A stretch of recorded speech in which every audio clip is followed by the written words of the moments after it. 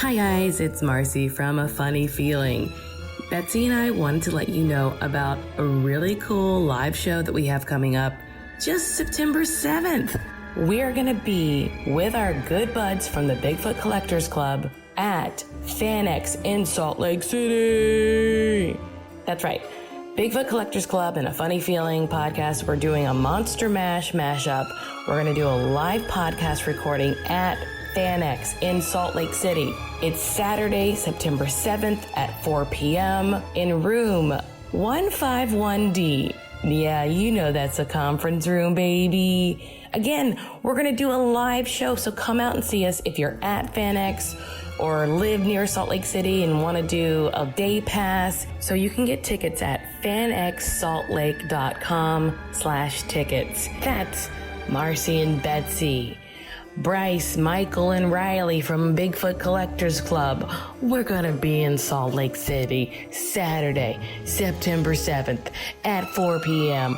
Come out to FanX. Come see us. We're going to be in room 151D. Come out, see your friends. We're going to be doing a live podcast. We're going to do some audience stuff. It's going to be fun.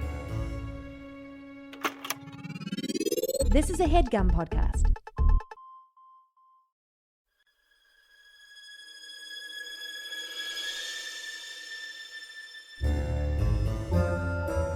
Oh, yeah. Welcome to A Funny Feeling podcast. I'm Betsy Sidaro. And I'm Marcy Jarrow. This is a podcast where comedians tell us their paranormal experiences, and we listen to yours as well. Oh, yeah. And if you have one of these paranormal experiences that you want to share with us, please email it to us at funnyfeelingpod@gmail.com. Now get cozy. And prepare yourself to be scared silly. This is A Funny Feeling podcast. Whoa! Betsy. Marcy, we did it! This is 100 damn episodes. Can you believe it? This is... I can't believe it. I can't believe it. I can't believe it was almost 2 years ago. That's so crazy to me. Boy, the time flies. It flies when you're having fun. When you're having... And you're getting scared. Thank you guys so much for listening. Thank you. It means the world to us. If you didn't, we'd be so crazy. Yeah, if we were just sending this off to no one. Insane. I didn't tell you this, but what? I went to see my psychiatrist. Thank you. Yeah, good. And I mentioned that I had a podcast, and she was like, what is it about? Yeah. And I was like, it's about the paranormal. And she's like, have you had any experiences? And so I told her a little bit about my Beechwood experiences. Yeah, Beechwood. Scary. And then she said, well, as long as you're not having those anymore. And I was like, uh-oh, she thinks I'm crazy. Oh. And then I got so nervous. But then as I was walking out, I was like, hey, you're not worried. She's like, no, I just live nearby, and my dog has seen something. Whoa! It made me feel... She like on Beechwood probably, or around there? Yes. Ooh, Beechwood is spooky. Spooky. It's like, it's been there forever, and it's like Hollywood, like... Stuff has happened on like Beechwood. Since like the 1800s. So one of the oldest parts of Los Angeles for sure. So all that to say is everybody has a story. And so what we wanted to do with our special episode 100 is to have some of our favorite damn people come on. Yeah, and they're coming on. We're seeing if there are any spooky updates, like if they've had anything else happen to them that's spooky. But then we're also listening to your incredible stories with some of our favorites and talking about them. And getting scared. So much fun. So buckle up. This is going to be a long one. Hold on to your butts. We're going to need a bigger boat. I make this look good. Big mistake. Huge mistake. Oh, what's that one? That's from Pretty Woman. Kevin. Hold on. The Conjuring. Ooh, very scary. That's still one of the scariest movies I've ever seen in my life. I cannot watch it by myself. I watched it on a plane for the first time and had to turn it off. Oh my God. Okay, should we dig in? Let's dig in. Enjoy.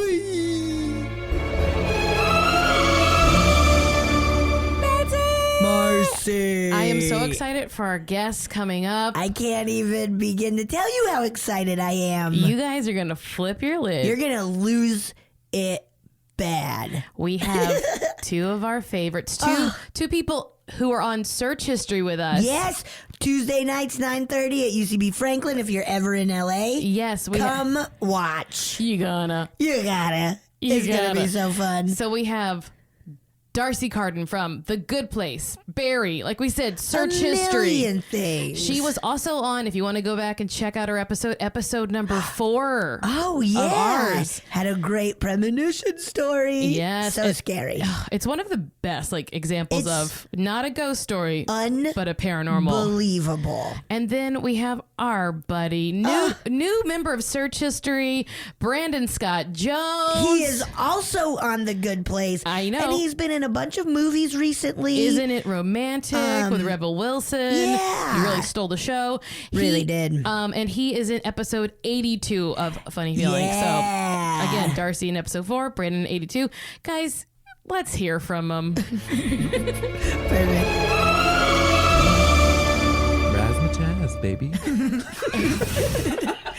Okay, now we're starting. Okay. Brandon, Scott, Jones, and Darcy Carden. Hi. Razzmatazz, baby. Razzmatazz. That's my favorite Pop-Tart flavor. Razzmatazz. Love it so much. Mine's cinnamon. Or no, sorry, brown sugar. Brown sugar. Yeah. Not cinnamon. No. Brown sugar. Well, I think it Brown has sugar. like a cinnamon sugar crust on the Yeah, outside. yeah. Are you talking? Does brown sugar have an actual icing, or is it one of the plain It naked has ones? a brown The icing. brown icing. Yeah, it's Yeah. so good. Yes, it's very Like, good. Yeah. it's With like the so- crystals of sugar, right? I think there's some Yes. crystals. There's Okay. some sugar Oh, yeah. crusts. Ooh, I think I know. I like that one. Not even hot. Oh, Yeah. for sure. Okay. Sometimes I would almost never, prefer Yeah. most of them not hot. Can I tell you a crazy thing I do? Please. The s'mores one. Yeah. I don't love it. toast. I microwave. So it explodes. Oh, fun. It explodes. It explodes. It gets bigger. Like Oh, Peeps wow. do. Because it's marshmallow. Oh, yeah. Can I tell you something that a roommate in college did that we were like, that's disgusting. And then we tried it and we were like, oh, okay. She put butter on her Pop-Tart. That sounds fucking good. Did she and toast then it? put butter on it. With the butter on it, or she put the butter on afterwards. That's that's- disgusting. she put it on after, like you would I have toast. to leave I know. real quick. Yeah. Oh my It's god! so Yeah, I bet nasty. you that's amazing on the brown sugar one. I bet it is too, Brandon. Razzmatazz, baby. Razzmatazz. Now, you guys are old pals, right? Yeah, we are old We are pals. Old pals. Old We're old pals. pals. Actually, I mean, all of us at this table are old pals. Yes. But yes. Old Yes. pals. We're old pals. Old Yeah. as fuck. Yeah. Exactly. Decade. Decade. Over. Yeah, over a decade. Over a Yes. decade. Wow, that's weird. 401. 401. Yeah, 401. Yep. Yeah, Yep. yeah. Darty, That's you me. were telling us before that you have an update recent paranormal. I know, it's funny. I started telling you guys and you were like, shut up, save it for the damn it for the old pod. I didn't even think about Just talk about how Oh, I hot it love is that. outside. Well, I'll just, I mean, okay, so okay, ready? No, Yeah. it's not that big of a deal. But basically, my husband and I live in a house Hot. yeah, he is hot. He's hot. We live in a For house sure. that has only had a couple of livers. Owners? Yeah. Livers like the organ. Occupants, I Probably guess. like 5 Yeah. livers Yeah, in total. And the guy who built the house and built it very specifically for himself. Like, Yes. like really, it was like, it's a very quirky, weird house. And there are certain windows that were like his eye height. You know what I mean? Like the bed is like built into the wall and there's a window for his view. Like it's not just cookie cutter house. It's very particularly his. It's weird. Awesome. You've been in there, Brandon. It's Oh, weird, it is, right? It is it's a weird and quirky. Yes, like there's a vent in the middle of the room. Why? Why? You know? Yeah, and there's all these weird things that you're like, oh, this is so specifically for it's- him. Well, But gorgeous, by the way. yeah, love A the house. Fucking amazing I house. love living there, but Yeah. I'll tell you, a couple weeks ago I didn't. Tell us. So we heard, sadly, that our man, the builder, the liver, The OG. he passed. Okay. R.I.P. Now, in the week, the one simple week after the passing, we had so many things happen at this house. Okay. Oh shit! I'm talking about things that have never happened before. For example, middle of the night, fire alarm go off. For no it's reason. him, dude. Hot water not work. Let me think. Wait, actually, I texted Jason and my husband. Wait, shit, you could find out that his name is Jason. Yeah. My husband. He doesn't have a name. Just husband. He's always been husband. So you And the power. did take his last name. Yes, true. There's no way to find out what his name is. And also, our straight up power went out for no reason. Okay, so hot water out, smoke alarm or fire alarm or whatever went off in the middle of the night, power out. And it really super duper felt like these were things that had never happened before. Yeah. My theory, and now I don't even know how the heck I feel about ghosts. I really, truly don't. Like, I don't know if I believe in them or if I don't or whatever. But it really did feel like he was like coming back to the place that he loved. Yeah, or like that him leaving this, or also like the house felt that actual. And he's like, I don't turn the electricity on. What are they doing? Yeah. But it felt like he was either like I don't know, coming back to like his home, the home that he built. Yeah, like specifically for himself. Yeah. There's also this weird little nook in the house on that little second floor. Yeah, this like we call it like we call it Midgard. Okay. Which is just like a weird little middle land that I believe Thor lives on. I think that's like the planet that Thor lives on. But we'll be like, take this to Midgard. We'll be like, take this to Jason, will you put this in Midgard? And I mean husband. I can bleep it out. I'll bleep it out. Please bleep everything out. And there's like this weird little nook in Midgard that like when a niece or a nephew comes over or a child, they're like, I want to live here. It's like where if you were a kid, you'd be like, I want to sleep here. It is, from like a child, it's so inviting. It's like cavey. It's cavey. Yeah. It's Harry Potter-y. It's Harry Potter-esque. Yes. And so yeah, anyway, don't say E. Yeah, sorry. No, it was Harry Pottery, like a vase with a lot of hair on it. And also in a way, it was Harry Potter-esque. Yes, exactly. And also, I guess I never thought of it like that. But either he's living there for life, he's in the nook for life. He's in the nook. I shouldn't say life, for death. or he just was passing through and just said like, hey, house and new occupants, love ya. Yeah. Or hate ya. I'm not sure. Off. Yeah, I'm not sure. But no, anyway, definitely love ya. It was like we didn't think of it until a week or so had passed by and we're like, God, some weird shit has been going on this week. And then we were like, the ghost man. Now, how did the Ghostman. Mr. Ghostman. Mr. It's Ghostman. Mr. Ghostman. Mr. Ghostman's back. Oh, I can feel him. Oh, I'm going to take a bath and just try to ignore it. But I don't know if I can. Australian? No, almost me. I don't know if I can. I'll draw your bath. That's my favorite thing in old gross movies where the housekeeper who clearly knows what's going on, we have to wait another hour and 45 minutes, is just talks to the new owner of the house and she's like, I'll draw your bath.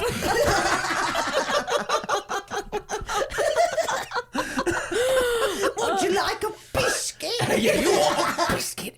Oh, so it's just the old shutters on the window.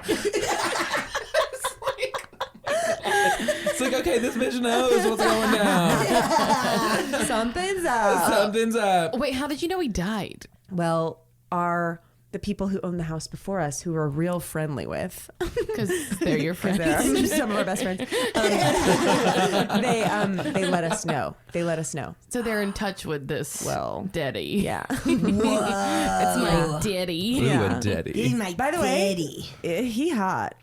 Is he? The dude I've was never hot? seen. Oh, Yeah. Wait, oh man. was he old? He was old, but hot old. hot old, but also when you saw a young picture of him. Really? When you saw a young picture of him was my answer. Yeah, when he was a A celeb. youngie. Yeah. Give us an image. Yeah, who's Well, fine, I was this is fine. actually was okay, hold on. Who's the playwright named Sam something? Sam Shepard. Okay, Sam Shepard in his Ooh, heyday was ooh, hot, ooh. right? Yes. Yeah. So he's Sam Shepard-y. He has kind of Holy shit. like a sweaty hair. Okay. Good. I Yeah. was going to say Bill Pullman. Yeah, I see that. Just Oh, in you my were? mind, Whoa. I was Whoa. going to say Actually, Bruce. Holy shit, I'm going to show you a picture of this guy. I think he may be more Bill Pullman than frickin' Sam Shepard. Marcy, are you? Is he in Okay, right now? I have a true confession. Very sexually attracted to Bill Pullman after The Sinner. After Let the me Sinner. troll you a bath. Throw me buff. I'm like, I want to step on his fingers. Oh yeah. Oh right. Yeah. he's that's cute. He is. Bill Pullman Yeah. is cute. Yeah. He's got a beard now. So. Yeah, he does have a Love beard. beard. And he's doing that he does that thing that I like when old actors, not old, he's not old, but like No, people he old. he's old, I guess, in their later career just sort of like whisper the entire time. Yes. Yes. I love that so much. It is nice, right? Who do we as a people get mixed up with Bill Pullman? Bill Pullman and... Bill Paxton, but R.I.P. Okay, Who's great. passed. Great. Cut this out, Marcy. Wait, I have a question. That we cannot talk about death Cannot- on this podcast. If his family knew I forgot his death. Wait, I have a question about this. Okay, Brandon's pointing at me, audience. I'm pointing at you. Which have is you rude. and your husband. Okay. Husband. Husband. And your husband. Yeah. Have you guys felt like any lingering presence, or was there any like, this is going to be a weird way to describe this, but maybe you guys will understand what I'm trying to get to, is like, did you feel the air a little thicker? Ooh, Yeah, I love like that. the atmosphere a little Yes. different. Not that I noticed, but I wonder if somebody more in touch with that stuff would have noticed. Yeah. Because weirdly, we were we had some friends over for dinner the other night, and we were explaining this, that all those weird things happen. And I mean, you should have all these friends on this freaking podcast, because I'll tell you what, I was like, I don't even know if I believe in ghosts, and all four of them were like, we do, and here's our ghost stories. Give me their names And I know, home I truly will. addresses. And everybody had like really intense stories of like doors closing and like fridges opening and like feeling cold air and all this stuff that I'm like, I don't even know if I would notice that. If I'm like too dumb, I'm like looking at my phone too much. I hope so much shit's happening in that house around you. You're just like Casper like You're just goes. like scrolling through Twitter. Oh yeah, like Darcy literally like tapping on different Instagrams as like like pots and pans are lamps are swirling fucking- around her. chairs are stacking. It's like high spirits around you. My dog is like possessed. Your dog is like truly in rigor. Has Penny seen anything? What? I mean, shit. The dog. The dog. Has the dog seen anything? Has dog seen anything? Dog seen or like That's a reacted great- to that's- anything strange? I mean, See. Dogsy. That's a cute Dogsy. name for a dog. That's a very cute name I mean, for a dog. you know, that's also a good question. Dogsy is We've cute. been blaming some weird Penny dog. We've been blaming some weird Penny behavior on like possible earthquakes lately. We've been like, oh, she Of probably felt course. something deep in the Earth's core. Well, Maybe it's him. Maybe it's Bill Pullman. Did What? she? It might be Bill Pullman. Yeah, Bill Pullman. Did she freak out at the earthquake? she did. Before. Talk about a funny feeling, didn't she? You got it from her, right? Yes, it You tweeted about Talk it. about a funny feeling. Please, guys, Wait, tell your and friends. not to like tip you into it, but I Penny. love this story because She- the animals, they yes, know everything. They know everything. Jason and I, it was okay. It was early July, right? Was Yes, it? it was like the week It of was July actually 4th. July 4th was Yes. the I was day the of day the of earthquake. Yeah. Oh, that's right. I felt Santorini. nothing. Yeah. You know. Dead. Yeah. You were numb. Inside. But Jason and husband and I were eating. Husband and dog and you. Husband, dog, and wife were eating dinner outside, and all of a sudden Penny started barking like a maniac, which she doesn't do. She really doesn't do. She was like, let's go in the kitchen, guys. Yes, she was barking like a maniac, and then all of the neighboring dogs were barking so much so that we were like, we said, Jason and I were like, this is like earthquake talk. This is crazy. Now- This is like something's happening because all these. It wasn't just. It would have been different if like. You know, dogs bark at like a truck or dogs Yeah, bark yeah, at whatever. yeah. It was Or like when a bunch of puppies are stolen. Yes, for Oh example. yeah, and they have to spread word They to have keep to a say, lookout yeah, on is that what they it. do? 101 all Dalmatians. of England.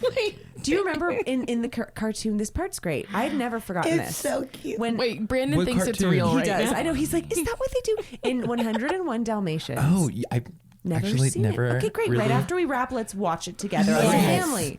But Yes. when all those little puppies are stolen by Bill Paxton's wife, I'm sure they played. Oh wait, we're talking about the cartoon. Never mind. Okay. Cut that out. God, I have so much editing to do. I know, you're literally going to have like 2 words. But they would like, a dog would bark to the neighboring dog, and then that neighboring dog would bark to the like dog on the hill. But they were like, yes, they were passing So it was like a ripple message. effect. It was like telephone. Wait. Sorry, Are we talking about real the life? cartoon? No, this is the cartoon. Yeah, this is the We're still cartoon in the just for cartoon. Brandon. Okay. But if you back it up, beep, beep, beep, you will go to what I was talking July about. 4th, Which yeah, is July 4th. 2019. And the dogs were barking their damn heads off, and then 12 hours later. That's the only thing, but that is something So for it sure. was No, July that's probably where it 3rd. started. The next morning. I was like, were you having breakfast I outside? know. You're like, something don't add up. Although, but You could. You could, and we do. okay. Sometimes it's full breakfast. Sometimes it's just a coffee. Sometimes I walk out there and just look around. Just taking the view. Just take in the goddamn view. What's anyway. wrong with my morning spent in the backyard? Long story short, actually no story short, the dogs lost their damn minds. So like Penny even did that thing where like she got a mohawk. Do you know what I mean? Oh, yeah. So like, that's like it physically affected her. She got her little mohawk. What went is up. that called? It's when called they- like something about like an erection. hell Honestly. yeah, dude. A back Wait, let's erection. see. a Berection? Let's see. Erection. Hey A Siri. Brexit? Hey Siri. What's it called when a dog has a mohawk? She's not going to know that. Okay, I found this on the web for what's it called when a dog is mohawk. Hackles. Hackles. Hackles. Hackles. Hackles. Yeah, I was going to say haunches, but that was wrong. Yeah. Oh, yeah, Hackles. they get on No, their I'm haunches. pretty sure there's a word about erection. Tweet us at funnyfeeling.pod. Brandon, any updates for you? Hackle Have you erection. had any out-of-body experiences? Haven't had a single. So the last time I was on, I talked about my outer body experiences. Haven't had a single one of those. Though I will say I went to Joshua Tree, which I'm wearing Look a at his hat. hat. Look at my hat. I'm wearing a hat from Joshua Yes. Tree because here's my number one rule when on a trip is merch up.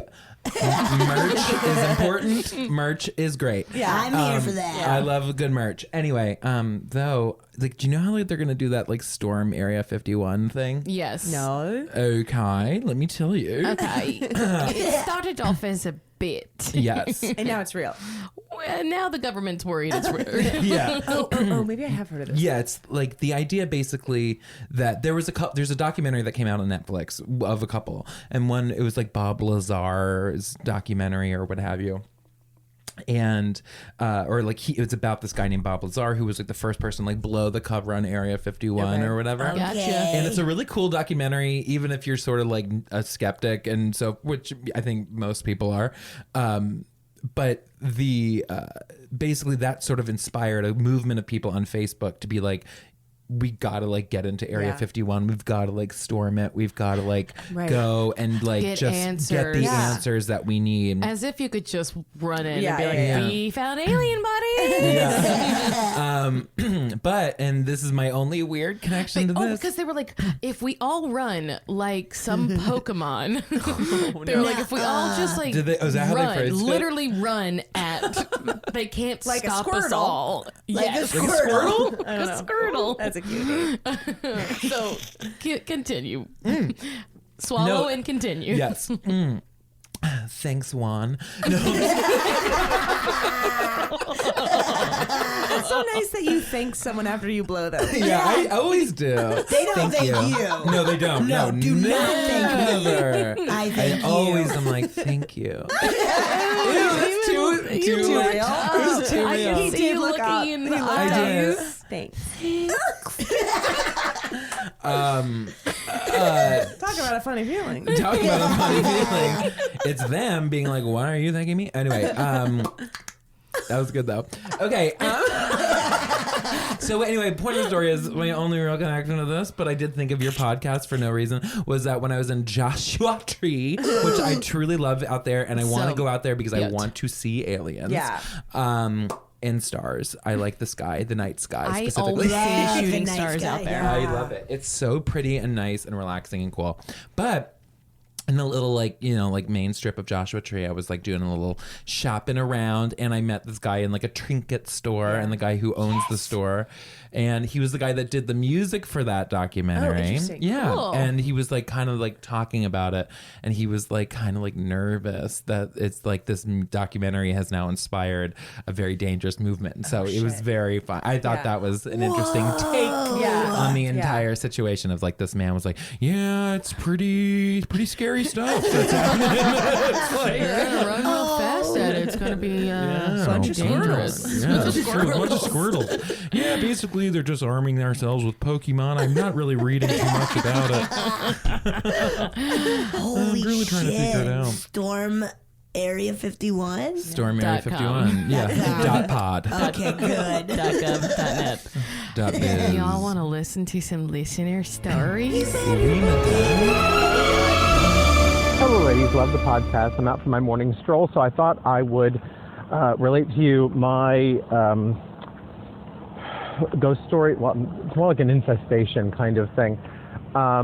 So, I'm living in Terre Haute, Indiana in the early 90s. I was on a weird hiatus from college, so I was living in one of the most boring right-wing places you can possibly live. It was not fun.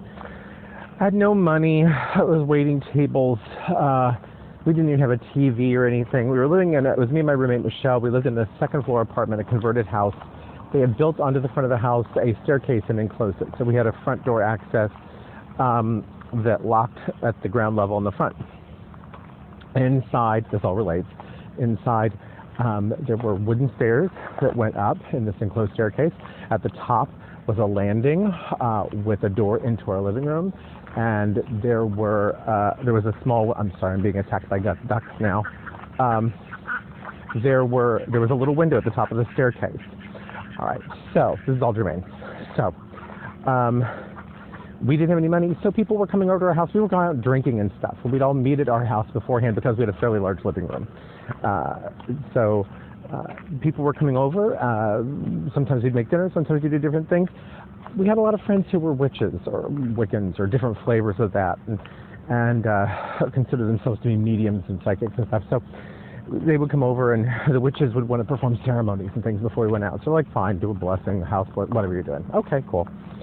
So they were coming over and doing this, and this has been going on for a while. One night, as we're getting ready to leave after one of these ceremonies, the stairwell light has gone out. It would not come back on. Went and changed the bulb. Wouldn't come on. Unfortunately, we're not on the best of terms with the landlord of this place, and so we decided, there's a window. During the day, you can kind of see it. Well, actually, there was a street light outside, so there was some light in there. So just be careful going up and down the stairs. We'll decide what to do about it later. Well, it was that way for a week or two, and during that week or two, a couple things happened. I started having dreams that there was a little man sitting next to my head on my pillow, whispering in my ear. And I never knew what he was saying. And when I would try to figure out what he was saying, it would wake me up. So then the other thing that started to happen, one day I was home by myself, and I was in the living room, and I suddenly heard little kids running up and down our stairs. I also heard what sounded like chimes, like wind chimes or bells. And I thought, did I leave the front door unlocked? So I went over, whipped open the door to look in the stairwell. Nobody there. And this happened to me 2 or 3 times. And I thought I was starting to go nuts. And one day, my roommate, Michelle, happens to be home with me. And we both hear it. And she says, thank God, I've been hearing that all week long. She said, I thought it was an ice cream truck or something going by. I kept running out to look around to see what the hell, what are the bells and stuff. So we go over, open the door, nobody there. Never anybody there. So at this point, we're like, witches, what did you guys do? So the witches kind of defer and send us downtown to the weird woman who runs the bead shop, who is the local big wig witch. I don't know. She was like a higher level or something for some reason. And so we had to go to her and ask her advice, and she gave us a ceremony to perform. And I remember having to carry an incense burner from room to room. And apparently it was more than just smudging the apartment. We had to, anyway. So then it was that night, we had people over, did this ceremony, and then we all went out drinking again. We finished up. I think we went out to breakfast even. So it's like the early hours of the morning. Michelle and I are coming home, park the car, walking across the street, look up. The light has come on in the stairwell on its own. Then, well, after that, the bells were gone, the children were gone. None of that happened anymore. So like, wow, that worked. Epilogue to the story. About a week later, I'm laying on my bed taking a nap in the afternoon. I was waiting table, so I was taking a nap before I went into work. And I hear a racket through my window. My window was on the side of the house overlooking the entrance to the house next door. And the guy next door, he's yelling. He brought a friend home with him apparently, or someone, and he's yelling and complaining. And there's this noise, and he's saying, "What is this? For the last week, every time I come home, all my lights are on, my TV's on, my stereo's on, everything's turned up really loud." And so I think, although we got rid of our infestation, I think it moved next door. I'm not proud. I went over and I shut the window. Thanks, ladies. Bye. Wait, my first question though is, what about the little man? What was he trying to say? Oh, little man that sitting is on just his pillow. What so color do you imagine he is? Green.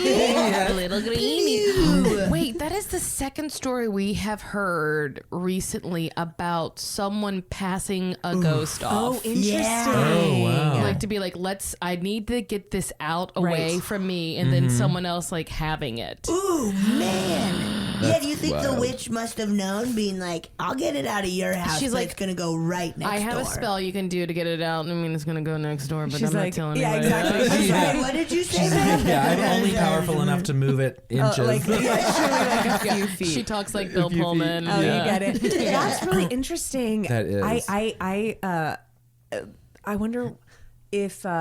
Okay, wait, hold on. I'm backing it up. Okay. So he happened to be in bed and like trying to take a nap when his neighbor was yelling about the racket. Yeah. I wonder where his head would. What do we know this guy's name?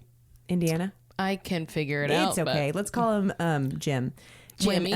When Jimmy was like trying to take a nap and his neighbor was yelling, if he hadn't heard his neighbor yelling, I wonder what he would have thought. Like if he would have had closure on it all. Oh, interesting. Holy shit, yeah. It's such closure to, or not even closure, opener, something. It's so interesting that he would be like, oh, this is real because I felt it. My roommate, Michelle, Yes, who Michelle. I originally thought he said was Rochelle.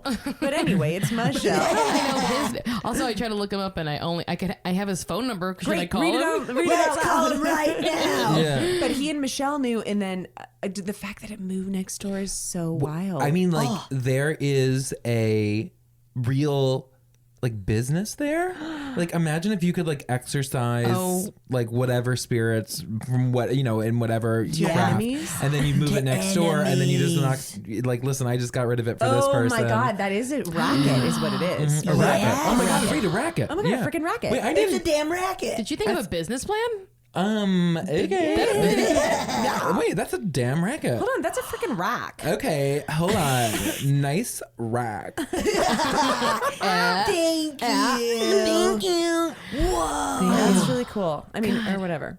That was a great Whatever. story. I That was loved very I good. loved the way he just plopped down that he was like, all of our friends are witches. And Exactly. I'm not proud. proud. And I they don't kept know. coming over to our house to do spells because, well, our living room was big. well, we had a gorgeous living room. It's just a fact. It was just a fact. I'm not The witches bragging. loved. Look, the living room is right next to the stairs that are wooden, that are near the opening of the Yeah, house. yeah, they're enclosed. Great. I have my own entrance. I'm not bragging. Exactly. There's a tiny man on my pillow.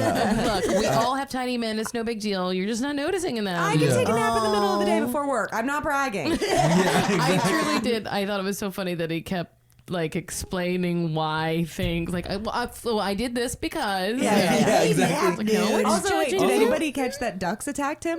He said, I'm being that attacked was by ducks. I think he said ducks. I thought, okay, I was wondering what He it goes, was. hold on, I'm being attacking. attacked by ducks. I know exactly. I was trying to figure out where it was like, okay, so now just piecing together that information, he's been attacked by ducks. Where could he possibly be? Right. Near a pond. Near a Yes. pond. I mean, not necessarily in LA, right? I think up in the 'Cause this- woods. I This podcast goes beyond I could call LA. him and ask. yeah. Like, this podcast isn't just limited to LA, right? Right. I don't let people outside of LA listen to it. I go door to door in LA. Do you guys know if you have any international listeners? Yes, That's we really do. cool. Ooh. Do you know who's a big podcast country? Australia. Oh, really? I think it's because they get our media last. Like right. they probably haven't seen. Like they're not caught up on things because they Right. get there later. They get there later. and they don't have the Literally same later. internet. Like apparently they don't have something. Their is up- internet's different? It goes it goes the back. other It's way. I think it's like slower, and they can't BitTorrent and stuff. Oh, weird. Or like they have a hard time with it. You guys got to take this international. Hell yeah, I would hell yeah, love hell yeah, to. hell Go yeah. to the Australian podcast Festival The in APF. Sydney. At the Sydney Opera House. At the Sydney Opera House. Go to the Australian Podcast Festival at the Sydney Opera House. You guys should totally go to the Australian. Guys, We're on our way. we're on our way. Wait, oh my God, wait, Darcy, how have we not recommended that to them? Oh my God, you guys should Absolutely go. Get on a plane. Get on a plane like right Go to now. Go to Australia. Betsy, Land in I'm Sydney. in. at I the never Sydney thought of it Sydney before. Opera. packing It's right actually now. happening soon. Yeah. Oh my God, is it Tomorrow. September? No, September 1st. September. Oh, no, tomorrow's better. Sorry. Tomorrow, back. yeah. Hey, Marcy, cut that out. Guys, thank you. We're done. Something else I really, No. oh, are we're we done? gonna- Oh, really? Well, yes. I was just gonna But say, also, I really you like can- stories about suburban witches. Yes. There we go. Shut up. That's our new television show. We're pitching it. Don't It's steal just it. called Suburban We're Witches. all witches Yes. in It the stars the four of suburbs. us. Yes. Great. Oh my Perfect. God, There we- literally greenlight that shit. Hell yeah. Bammo. Light it. It is green lit. Do we have a sign off that we say? Bye bye. Bye-bye. And keep it spooky, my friends. Razzmatazz.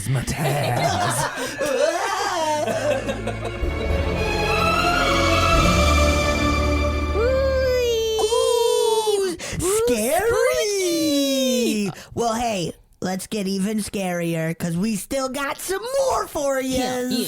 Yeah. Up next, we have two of our favorite friends. Absolutely.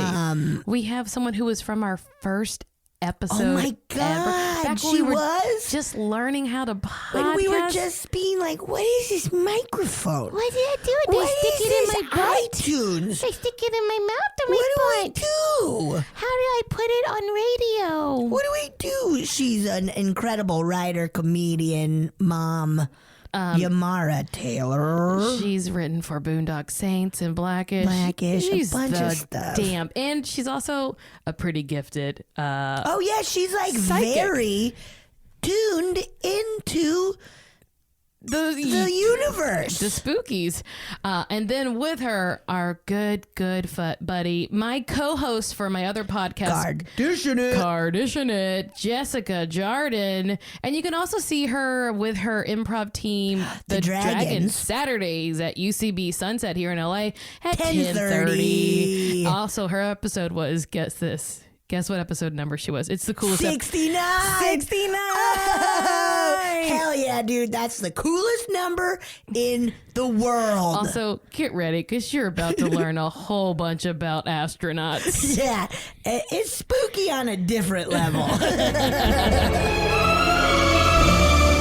Jess, Yamara, thank you so much for being with us. Yamara, Do you need you help? guys missed 40 minutes of Yamara Actual stand-up. Actual stand-up. Standing. But you have to talk into the mic. Oh, I'm sorry. I was trying to. Okay. Good luck. Truly good luck. I just like, because here's the thing. Like, I've always been afraid of scary movies. And it doesn't go away. Like, I'm not like, oh, you know what I want to see right now? A fucking creepy old grandmother fucking putting somebody in the oven and then somebody's face falling off. And then, ooh, that's what I want to see right now while I'm eating my fucking dinner. I don't want to see the saw or whatever the fuck. I was trying to eat my dinner. Which was anyway. Oh yeah, that's a whole different podcast. See it, we were laughing the whole time. I gotta say, once she started being like, "We are Americans," I was like, "I'm out." I saw it with you. I saw it with you, and it was that's too big of a hard choice to get into. It sounded like one Too long big burp. of a- Like, I you know, love people that some can of burp it. their name. Yes. Oh, I know. I do. Right? We're all Americans. I wanted to leave immediately. I feel like the whole audience was like, This is different than Get That's Out. why, unless you're Freddy Krueger, you have to not let the creepy thing talk. Because Yes. Freddy Krueger had jokes. Yes. Freddy's funny. Freddy was funny.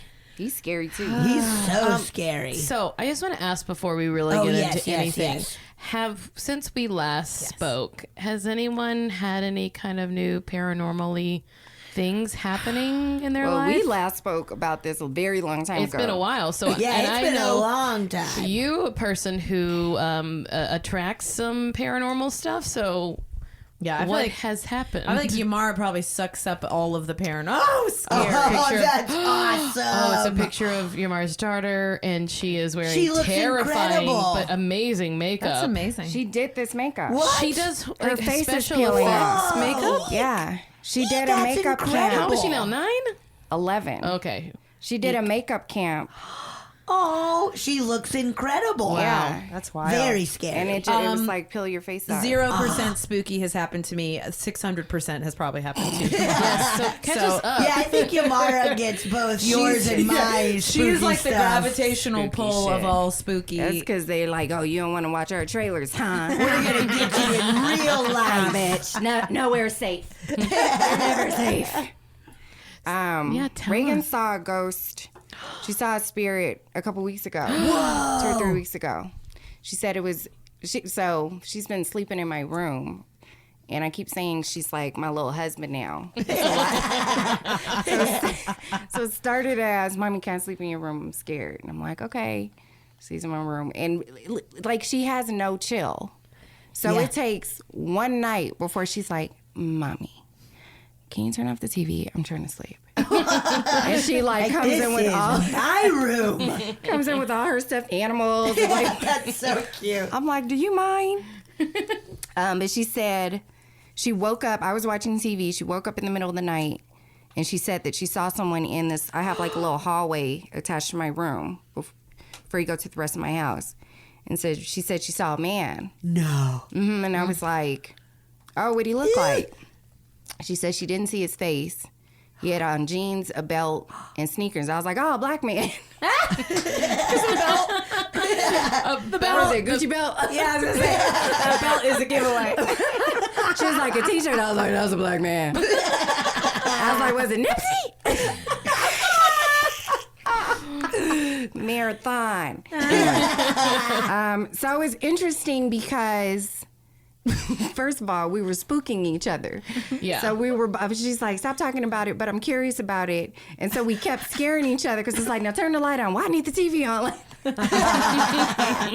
Like, I can't protect you. I'm afraid. You go see what the noise is. I don't fucking know. So she said it went away. She couldn't tell if it was a dream or not. The way my stuff started, it probably was not. And so I just shared my experience at the first time I saw a spirit. Yeah. Which was, I was 9. She's 11. Was that her first ghost then, you think? It wasn't. Oh, you know what? I told her the ghost story from when she was a kid. Oh, Yes. That With, was like, her Bob first or something, Bob. right? And, Yes. then, and then I spooked her. She's like, Mom, turn on the TV. I'm scared. All right. It's like, it's scary. Oh, and then there was a couple. She came in. I was in the, I think that happened. She saw that. And I want to say the next day, I was in the living room and she came in from the office. And she said, I just walked through a ghost. And I was like, really? She was like, yeah, I just walked through a cold spot in the office. And I was like, is the AC on though? And she said, no. And I was like, oh, well, Damn. I mean, we bought the house already. I don't really know what you want me to do. Just mind your business, We are living here forever. 30 years. Also, like, I was telling Betsy this already, that, like, I don't think that ghosts come with the house. I think that they, like I was explaining, that I think ghosts are like the television. Yeah, you're seeing and hearing it in your living room, but that's not where it's taking place. Ooh, okay. Isn't that wild? That blew my mind. I just truly just thought of this week. Okay. That I was like, I don't know why people believe that it has to have happened here, or that they're not on this plane, but they're like projecting themselves to us in a way. Ah, okay. They're like little movie projectors, yeah. Or like a little video phone. Little FaceTime. Little ghost FaceTime. Ghost FaceTime. But I don't think they're like here, because they don't have a physical form. And everything here has a is made up of atoms. I was going to say shit, but yeah, atoms. Yeah, atoms. Universe shit. But did you guys see that Twitter thread about shitting in space? No. Fucking brilliant. How did they do? Did they have to do it with a vacuum on their butt? Yeah, they like shoot it out of a hole. Or they have to shit in a bag. If you go, the Space Center, like the Children's Space Center downtown by USC, there's the Endeavour, the actual space shuttle is there. And if you go do the whole like museum around the Endeavour, which is amazing, everyone should go. It's amazing to see an actual space shuttle. It's pretty incredible. It's enormous and it's so cool. I saw it. Okay, no big bragging. No big bragging. I did too. It's fine. But they have a toilet, and there's a long, lengthy like walkthrough of how the toilet works, because you don't even think about it. It's like the gravity is how you shit and pee. Yeah. And it's like the suction situation is wild. And for women also, there's an added layer. Of course. Yeah, it's Suck crazy. your Johnny out. So is there a vacuum component to it? Yes, I can't remember exactly how it worked, but it's also crazy at the museum because they have to try to make it like children language, Yeah. But they're also being like poop and using all the words that would like excite a kid. But what does the Twitter thread say? I gotta find it. They said, who was the first lady in space? Was it Sally Ride? Who was it? That sounds right. Well, Who was the lady? Anyway, I don't know her. They tried to get that bitch a bunch of tampons. They said, how much do you need? What do you need? 100? She was like, no. oh You don't my need 100 tampons. God. Because it was just a bunch of men that don't understand things. And they're like, give her 1,000 tampons. For She'll her need them 4 for one vaginas. day. Right. How long was she in space if it was... She said she was like, no. I don't know how long she was up there. Hold on, let me find the Twitter. Hold, please. Holding. Yes, please. And she got it. Okay, I found it. It's about peeing in space. So this brilliant woman, Mary Robinette Cowell. Did I say your name right, Mary? Yeah. Let us know. Whoa! Hey, she said my name right. Here's what she said. Let's talk about peeing in space. Several people in response to my New York Times essay have said that women couldn't go into space because we lack the technology for them to pee in space. Jesus Christ. When the Mercury program was proposed, doctors were worried that people would not be able to urinate or even swallow without the aid of gravity, and yet they still made plans to send a man into space. When Alan Shepard became the first American man to go into space, it was scheduled to be a 15-minute mission. Up, hello space, back down. They made no plans for peeing. Launch pad delays meant that Shepard hit a point where he needed to go, badly. He asked Mission Control for permission to go in his suit. Also, this just tells you how men's brains work. It's fabulous. I'll just go in my suit. Just pee myself. I'll just pee. After consultation with flight surgeons and suit technicians, they gave him permission to do so. To just pee in his suit. They had all these paychecks. Let him get off of this shit. Wait, all these paychecks? All these paychecks. Like, we looked at the graphs. I love And him like waking up some dude who's like asleep. What is it? Well, if you carry the one and do astrophysicists, yes, he can pee in his suit. Go That's on. why He's it all took clear. so long.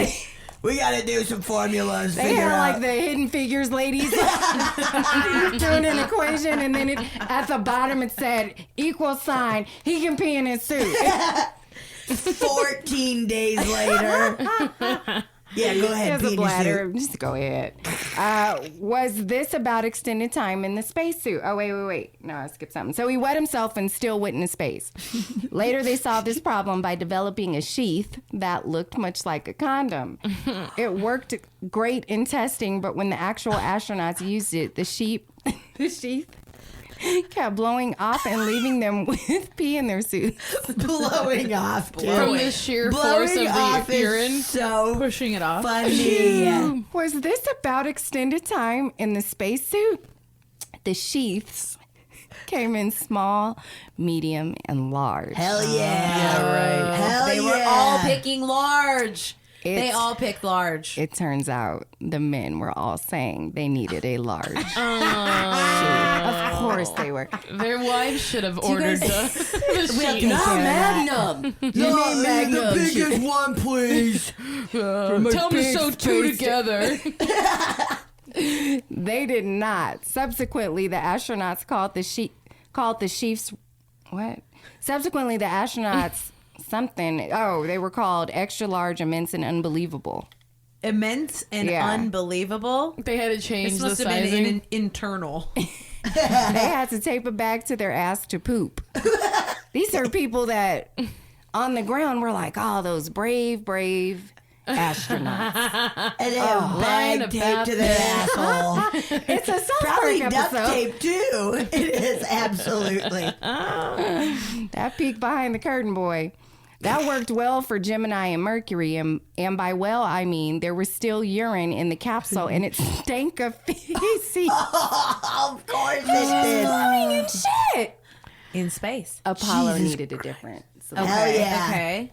Alas, they still had to poop into a bag, but for peeing, they could slip on a condom attached to a valve, turn the valve, and have their urine sucked into the vacuum of space. If you timed it right. Open the valve a fraction too late, and urine escaped to float around the cabin. Open it too early, and the vacuum of space reached through the valve to grab your dick. manhood. Oh my Suck your God. dick off. Apparently, vacuum the of venting space. of pee into space is very pretty. It catches the sunlight and sparkles. Oh, Nice. I think they showed that in Apollo 13. Yes. Tom Hanks's. Yeah. Tom Hanks's urine. For the spacewalks, the Apollo astronauts were back to condoms that collected the pee in a bag in the suit. Buzz Aldrin was the second man on the moon, but the first to pee there. Hell yeah. Very I nice. am pissing on the moon as we speak. Houston, Filling up my little condom. One small full of piss. pee-pee. my extra grande condom. Extra grande. During Apollo 13, everyone who has seen the movie knows that Fred Hayes got sick. Do you know why, though? He ate piss. After the accident, they couldn't use the regular vent because it needed to be heated to keep the pee from freezing. The alternate system caused droplets to float around the ship. Mission Control told them to stop dumping pee. It wasn't meant to be a permanent ban, but the crew didn't understand that. Astronauts didn't understand that. So they were stashing pee in every bag or container possible. They're fucking Brittany Murphy and Girl Interrupted. Just a chicken under her bed. Why you have all this pee under your bed? Just in case. Just in case. You're not well. I'm fine. The fastest option was to store it in the collection bags they wore in their suits. Hayes kept his on for hours and hours, basically bathing in pee.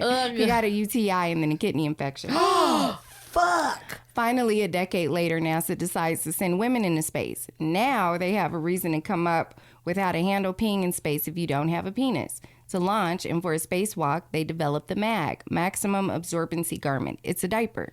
The men switched over to using that lady those. wore when she was on her way to. That's Yes. the story. Yeah. The men switched over to using those because it was more comfortable and less prone to leave pee floating around the cabin Hell yeah. than the condom sheet. They also developed a zero-G toilet so that astronauts That's no what longer I had saw. to tape a bag to their ass. Well, they missed all. They didn't tell you all the other shit This that was like led a up to big the ass toilet. crazy toilet, the one at the museum. Awesome. They acted like they started a toilet. I had no idea. I had no idea No, what they had were come just before. pissing themselves. And letting it float around the Leaving cabin it beautifully. Like it's the damn 1500s.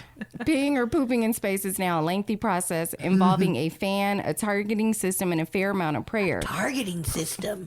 Fun pooping in space fact. Without gravity, the poop doesn't break off as it exits your body. You have to reach back and help with special gloves. That happened to my sister's bulldog. I had to pull out some shit from her butt because she ate a ribbon. Gross. I was on the side of a fucking busy road just digging in Dumpling's asshole. Just being like, ew, like pulling out this pink ribbon. Yeah. I had to. I helped Dumpling. Nice. Oh my! How'd you know there was a ribbon? Because I kept pulling and the ribbon came out. I know that like they say with like cats when they eat string, you're not supposed to pull because it can cut their intestines. Oh, I mean, Dumpling. Dumpling made it. Eating it. What are Well, they doing? you can't explain stuff ahead of time to an animal. They don't know anything. Is there more? Oh yeah. So This is the whole thing. We no. only got like 10 more minutes I'm of this very series. scared. Space is terrifying, let alone not having anywhere to poop or pee. peeing is a little more straightforward. It's basically a funnel, a tube, a bag, and a fan for suction. Sometimes, though, the toilet breaks down. At that point, they return to using relief bags taped to their ass and manual urine containment. During a malfunction, it is also possible for a giant floating globe to pee to exit the toilet. Fun fact, due to chemicals, it's bright purple and acidic. Fun fact, poop regularly escapes, which is why you never eat a milk dud found floating in the ISS. She thinks these facts are so fun. They are fun. She said, what about farting in space? It does not propel you. Astronauts have tried. What about belching? Gravity keeps food at the bottom of the stomach. Burps in space tend to be accompanied by solid matter. What about periods in space? According to women who have been there, it's just like a period on Earth. It turns out menstrual blood moves via a wicking action. Gravity can speed that up, but it's unnecessary. Of course, our shit's the most the same. Also, tampons exist. Surprises. Oh, here's what it was. Fun fact, when Sally Ride was preparing to go into space, NASA engineers asked her if 100 tampons would be the right number for a week. A week. Oh, 35,000 for a week. You change them every second, right? God. Change them every second. Jesus Christ. Insane. Whoa. She said no, that would not be the right number. They cut it back to 50. That sounds right. Hey, just in case. Whoa. It's insane. This is wild. That blew my mind. I can't figure a whole shit out. universe opened up. It's insane. It's not paranormal, but it's so close. I mean, it's out of feels the like it's ordinary. the heart of paranormal. It's out of the Yes. ordinary. Space for feels to me sure. like the heart of paranormal. I don't know Space why. is so scary. It's terrifying. anything The can- root of zero answers. Yes. You know? You Yes. think there's ghosts in space? Yes. Space ghosts. There should be space ghosts. Space Ghost, dude. Coast to coast. Absolutely, Because people dude. die like in space. Oh, their bodies floating all over They just space. stay out there. Yeah. They don't like Decompose because there's no oxygen. I feel right? sometimes I don't they know what explode. oxygen. Whose body is out in gravity and space? shit. A million But- people. Haven't you seen any movies? All right. Do you guys want to listen to a Yeah. listener story? All right. God, I hope it's about poop in space. Hi, Betsy. Hi, Marcy. Real quick, just want to let you guys know that listening to you has gotten me through some pretty rough and lonely times. So I just wanted to say thank you and share the only paranormal experience that I've ever had. So when I was 15, my dad died really unexpectedly. And what you need to know about my dad is that he was always like a really funny guy. Even at the most inappropriate times, he could say something that would just have everybody cracking up. And I remember one of his favorite things to do was to sing over the radio with his own lyrics, and that was just always hilarious. Me and my dad were super close because I was the oldest of 7 kids, and on top of that, I was the only daughter for 13 years. So, we had a really close relationship. We had his funeral in our tiny little farming town in Iowa in this even tinier Presbyterian church. And I remember this distant family friend got up to sing a song during the service. I barely knew this lady, and to this day I have no idea why she was even a part of things like that. But I do remember that it was like the most horrible singing I've ever heard in my life. Like comically bad singing. And I'm sitting in the pew with my brothers and sister, and I feel someone lean in next to me to whisper. And I heard my dad clear as day say, "Who let this lady on stage, and where do we go to get our money back?"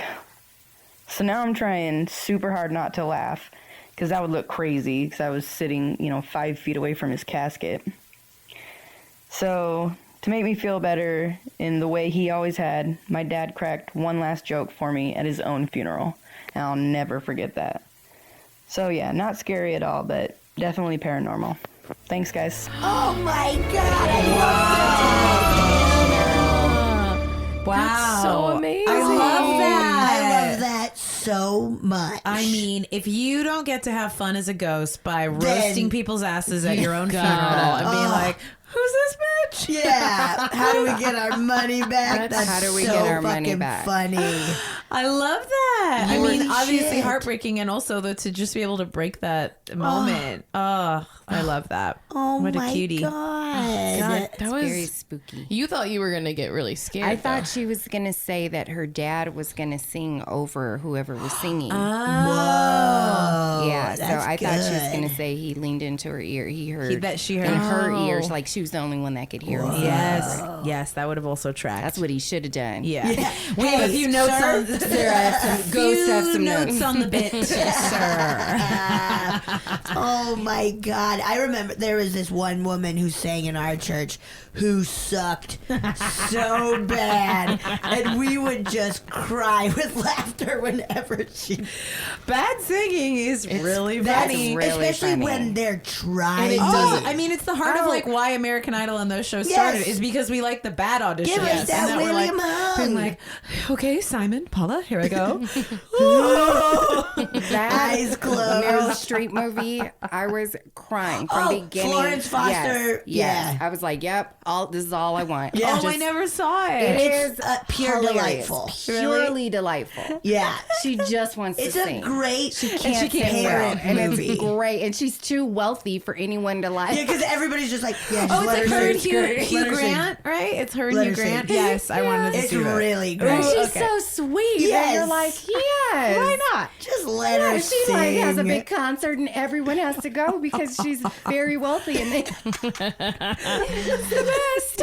It's the worst possible thing that can happen when you tell someone that sounds good. Yes. It's Yeah, like it's the great. ultimate, like, great. Okay, sounds like I'm a gonna keep career. doing this. Taking shit. So let's go to Carnegie Hall. yeah. Let's sell it out. Do you guys want to listen to another one?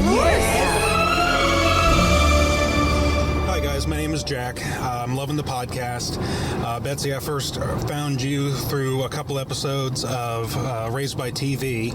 I was like, I need more of that, so I did a little looking around and found out that you guys had a podcast about the supernatural and paranormal, and I was like, fuck yeah, I'm in.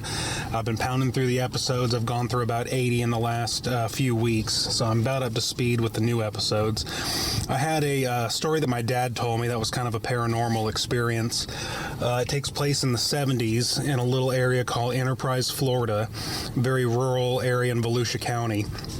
And he was living there at the time with his then wife and his 2 stepsons and possibly my sisters, I'm not entirely sure.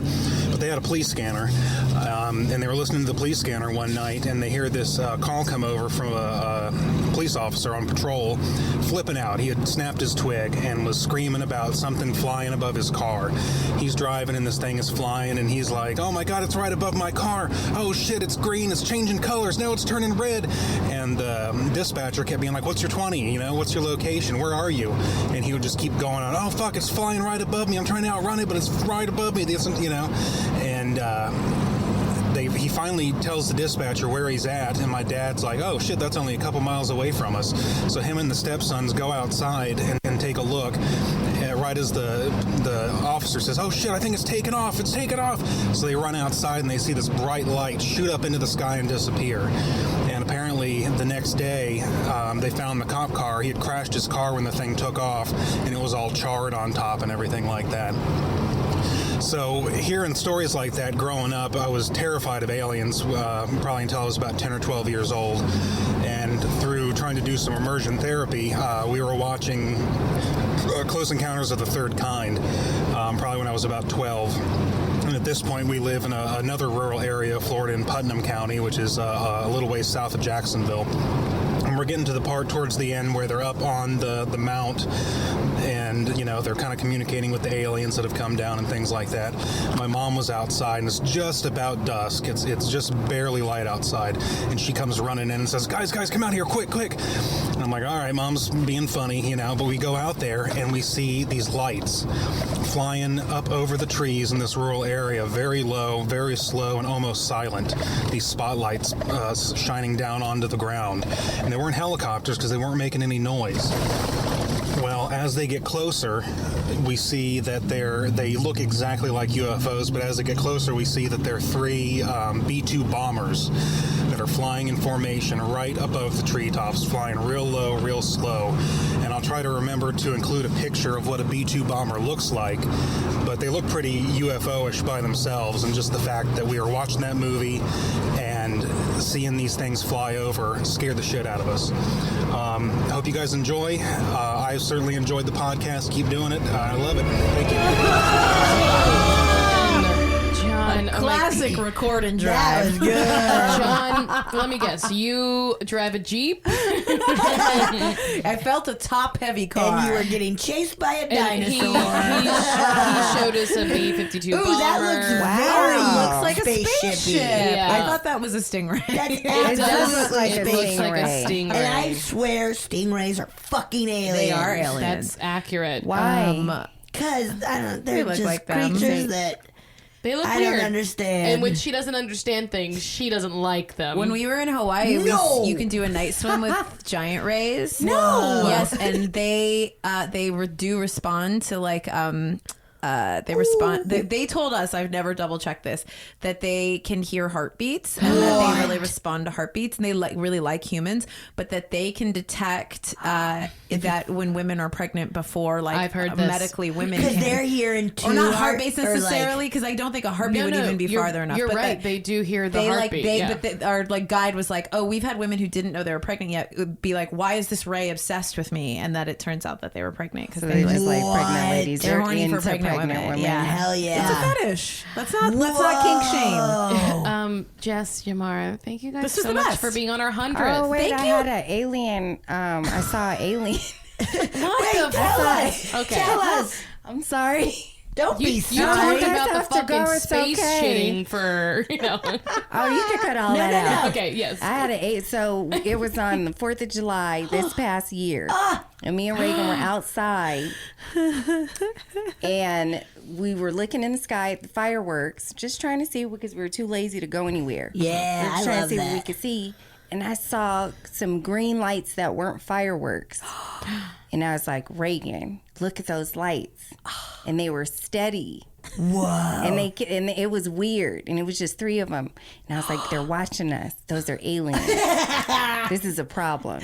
Let's go in the house. So we go in the house, and then we come back out. And then they're still there. And I'm like, Reagan, they're trying to get us. It's and then only they're like pointed at your they're house. only looking at us, and then they're like moving around a little bit. Really? And they're moving like spaceships. Whoa. So I was like, look, there's spaceships. Oh my God. That's People so said strange. that they were what are those Drones? things? Yeah, someone said they were Yeah, so I was wrong. That's a spaceship for sure. I was wrong. Okay, Like, Yamara. why was somebody? Those weren't drones. Those were spaceships. They're If I was a spaceships. spaceship, I would want to try to look like a drone.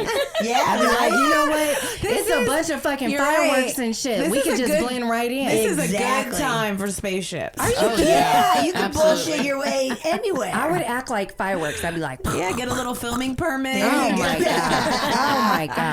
I think that they were spaceships. I think they were spaceships All right. too. This was a I'm good there with story. you. This was perfect. Thank you. Thanks, Yamara and Thank Jess. you guys. These next dudes, we love them. Oh, we love them. You love them. They're our friends from they're co-hosts of the Bigfoot Collectors Hell Club. yeah.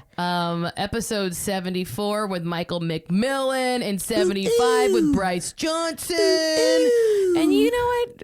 You've seen them other places. You've seen Bryce on Pretty Little Liars. Hell yeah, you have. You've seen Michael on Crazy Ex-Girlfriend. And as a little twerpy preacher on True Blood. Whoa. You remember that? Remember that? And we have some updates, spooky wise. Yeah. And I will say this, stick around after this segment for a second update from Michael. Michael, Bryce. Hi, guys. How's it going? Dude, it's going great. Thanks for being with us. You just Hell took yeah, I pounding love a that you're donut. talking first, Yeah. and you have a bite I'm not afraid. of a faux nut in your mouth. Shout Shout out to faux nuts. Faux nuts. Shout out to Boondocks. Super Nuts. expensive LA donuts. Holy shit. Baked and sometimes gluten free or they're vegan. all vegan. Yeah, Oh. it's a vegan thing. Yeah. Good for I didn't her. know that. I was just close to the place, and my wife recommended it. But I was like, She's oh. vegan. But then I do this thing. I looked at it. I was like, wow, they're smaller than I thought. She's like, what do you mean? I'm just like, I don't know. For that When I amount of want a money, I thought they'd be bigger. And she gave me a look like, well, who the fuck are you? I'm like, I'm just saying. I would rework your sizes. I was at Universal Studios yesterday. Dude, I was at Universal yesterday. I was going to tell you that. I saw on your Instagram. Whoa. Yeah. Why? Are you guys Wouldn't you? not better Yeah, are you friends? guys see it until fighting? after. Me. What is your Do prerogative? you I had guys no have idea you were going to be at passes? Universal. No, I have a buddy who works there. And do you have beef? I do too. Do you really? Yes. Wait, are you guys in a fight? Why didn't you? I am now. I'm directing all my traffic Yeah. rage at my. Oh, no. I'm gonna pull back because somebody on our Instagram called me a negative Nancy. Negative Oh, Nancy. no. It's not And, true.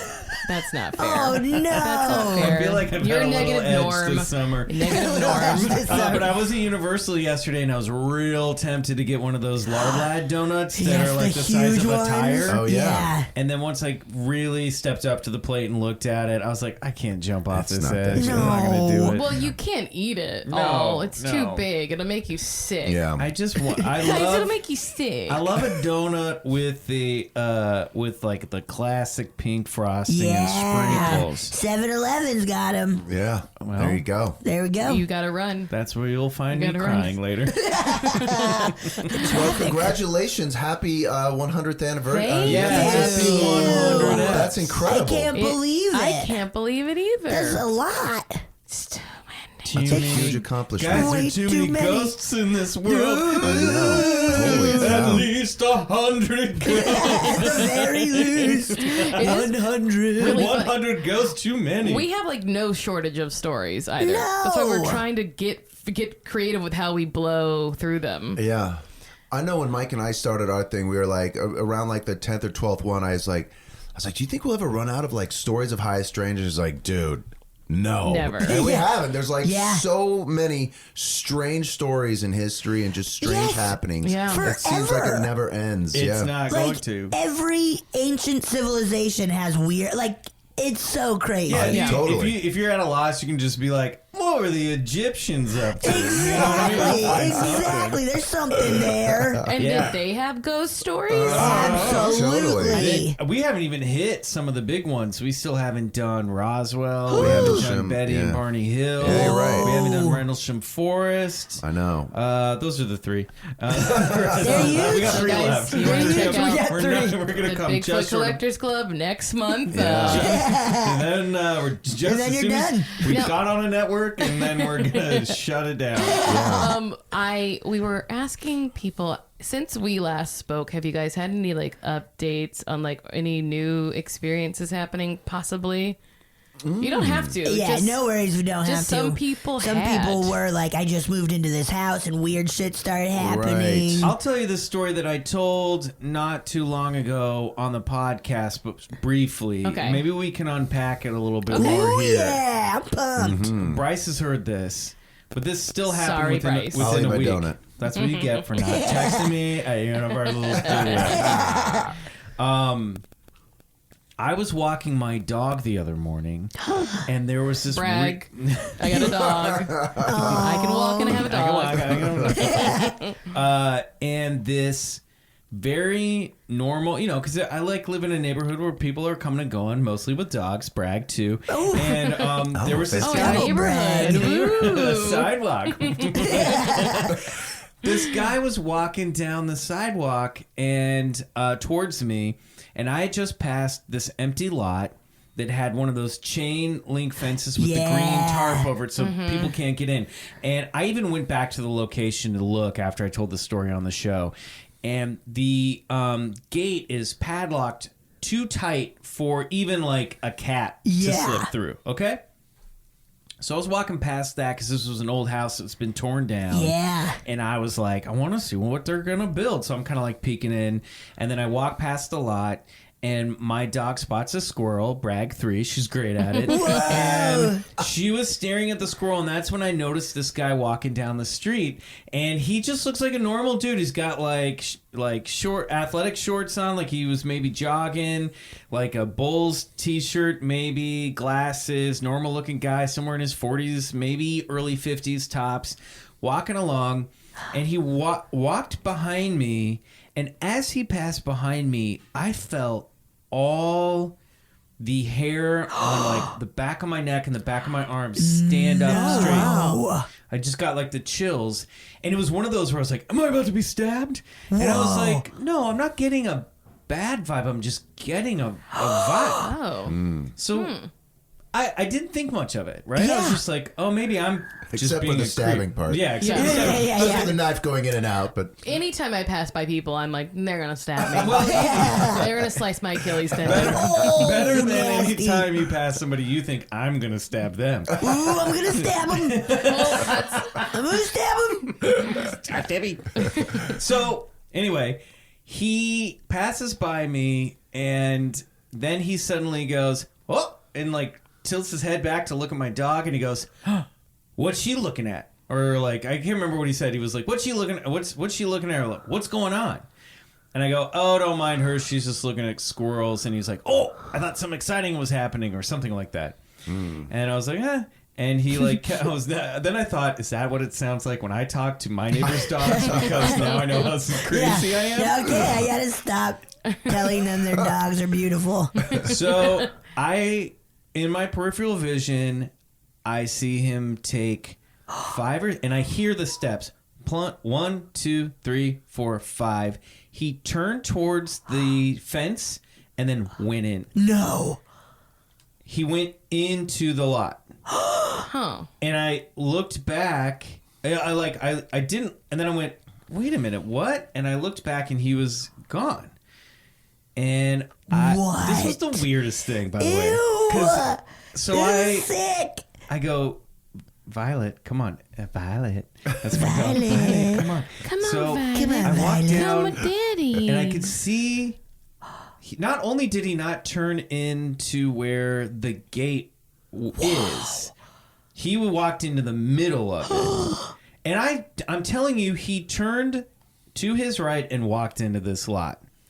And I was like, he would have had to have walked through this fence. Weird. Now, I will say, this is a neighbor I've never seen before. But he's very, he's modern. He's like, he's at least 1998 modern. Whoa. And I Which for a 50-year-old is good. exactly That's modern. great. Yeah. So I was like, well, maybe he walked into up the neighbor's drive on the other side of the fence. But it's like, it was at least 10, 11, 12 paces down. I heard clump, clump, clump, clump, clump, turn, and then he just went in. And he wasn't in the lot. There was no way he could go through the fence. And then I looked on their driveway. Their gate was closed. he was gone. It's an apparition. He was gone. Whoa! It was the weirdest thing, and it was just very strange. Maybe like the Men in Black are trying to dress more modern, like Bulls jersey. Yeah. They're just People looking like up on the you. Bulls. Yeah. They're from the 90s. Yeah. Be nice to Michael animals. Jordan. I see your dog likes that squirrel. It was just bizarre. I don't. And even when I was like, well, maybe he did walk all the way down and then went up the neighbor's drive. I don't know where he would have gone. Yeah. He didn't go into their house because it also happened soon enough that I went, huh? What happened? Huh? And then I like jogged down a little bit, and he would have. I still would have seen him. Yes. Weird. And then when I go, but then I was like, I could distinctly hear the footsteps because they were kind of those squeaky, squishy footsteps. Yeah, It was like, yeah. Squink, Squink. That's It was ghost. weird. It was weird. I heard you tell it on your pod, brag for me. Whoa, I listen to brag. podcasts, and I immediately thought that was an alien trying to just do some like investigation, Human investigating. Checking up on Dogs like squirrel watching. Michael Jordan, popular ball Yeah, they man. were like, all right, Zerp, you get to go down. We're just going to do a small little test Don't to see how send you... Zerp. No, he's going to... Zerp's gonna fuck no, it he up. has to learn. So Zerp. we're going to do just... All you got to do is a couple blocks, Zerp. And he's like, I got this. Trust me. I can do that. I swear I can do this. Zerp. And he couldn't. He couldn't pull it off. I don't know. It was weird. If I see him again in the neighborhood, I'm gonna capture him with the net. Yes. Butterfly net. But your spidey senses went off, which helps add to the That high is- strangeness of yes. it. Weird. For your whole body to be like, something's up. That was the only recent anomaly. That's huge. I've definitely had some like, what do you think, Betsy? What do you think about it? It's freaking me out, man. It was weird. Alien sounds good. I had a secondary thought. Okay. Pedophile. Oh, no. Disappearing pedophile. Dematerializing Yeah. pedo. He has keys to that lot, and that's where he buries his kids. No shit. Yeah, but I'm Marcy. telling you, he didn't unlock anything. Yeah. He didn't even go through where the gate was. He walked halfway down the lot and then just like turned into it and was gone. Also, hey, could be a ghost, because ghosts, we could be a think they ghost. have to be like old timey. They don't. Yeah. They could be a 98 ghost. It was weird. Yeah. It was weird. That's very weird. My buddy recommended a guest for the show, and I won't mention his name because I'd love to get him on, but he was like, this guy has the Dana crazy... Aykroyd? No, Dana wouldn't that be great? He goes, this guy has the fucking craziest story. He's like, first of all, he was a total skeptic, did not believe in anything paranormal until the day he moved into Anton LaVey's house.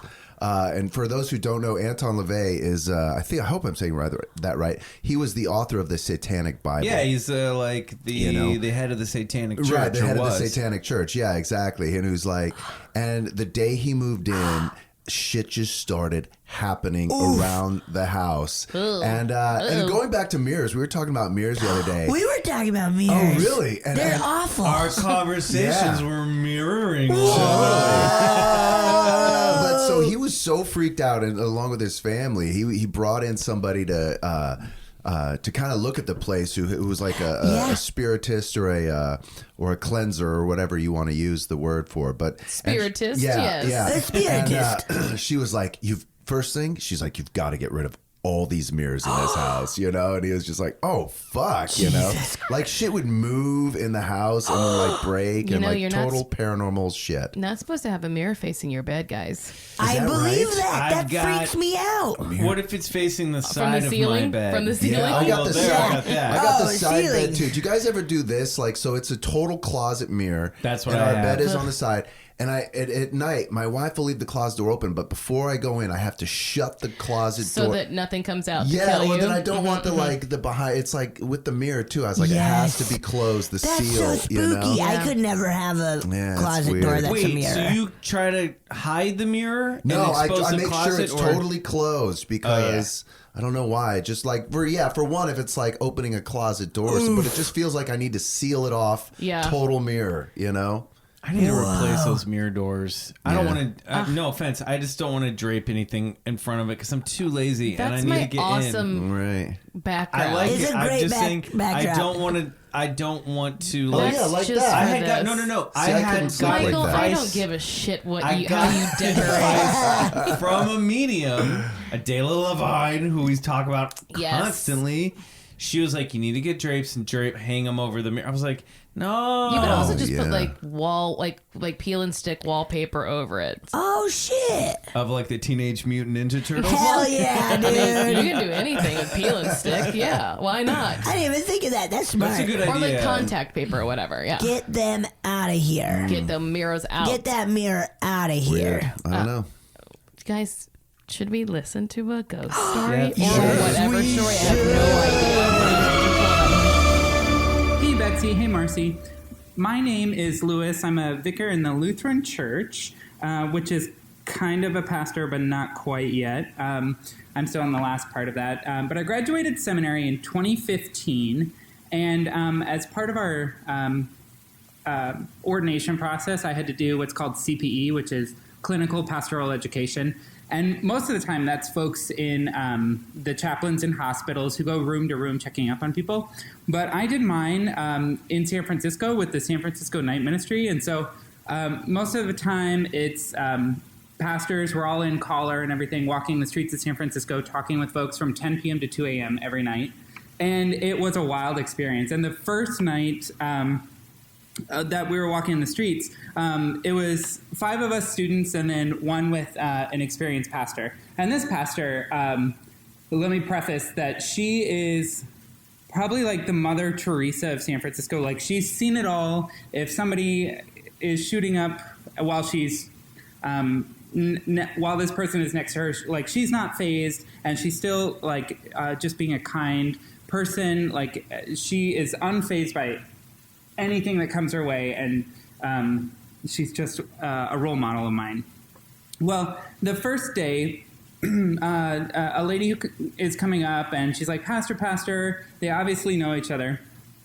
And she says, I need your help, Pastor. The spirit's back. And of course, like, the students were all looking at each other and they're like, we don't actually cover this in seminary. You know, what does it mean, the spirit's back? But the person is like, Pastor, I need you to do an exorcism right now. And we are it's 16th and Mission in San Francisco, which is like by the busiest BART station. And there is hustle, bustle, tons of people. And I'm just looking around, feeling kind of cautious. This is my first day on doing real street ministry here. And pastor's like, okay, let's do this. And so she asks us students to form a circle around her.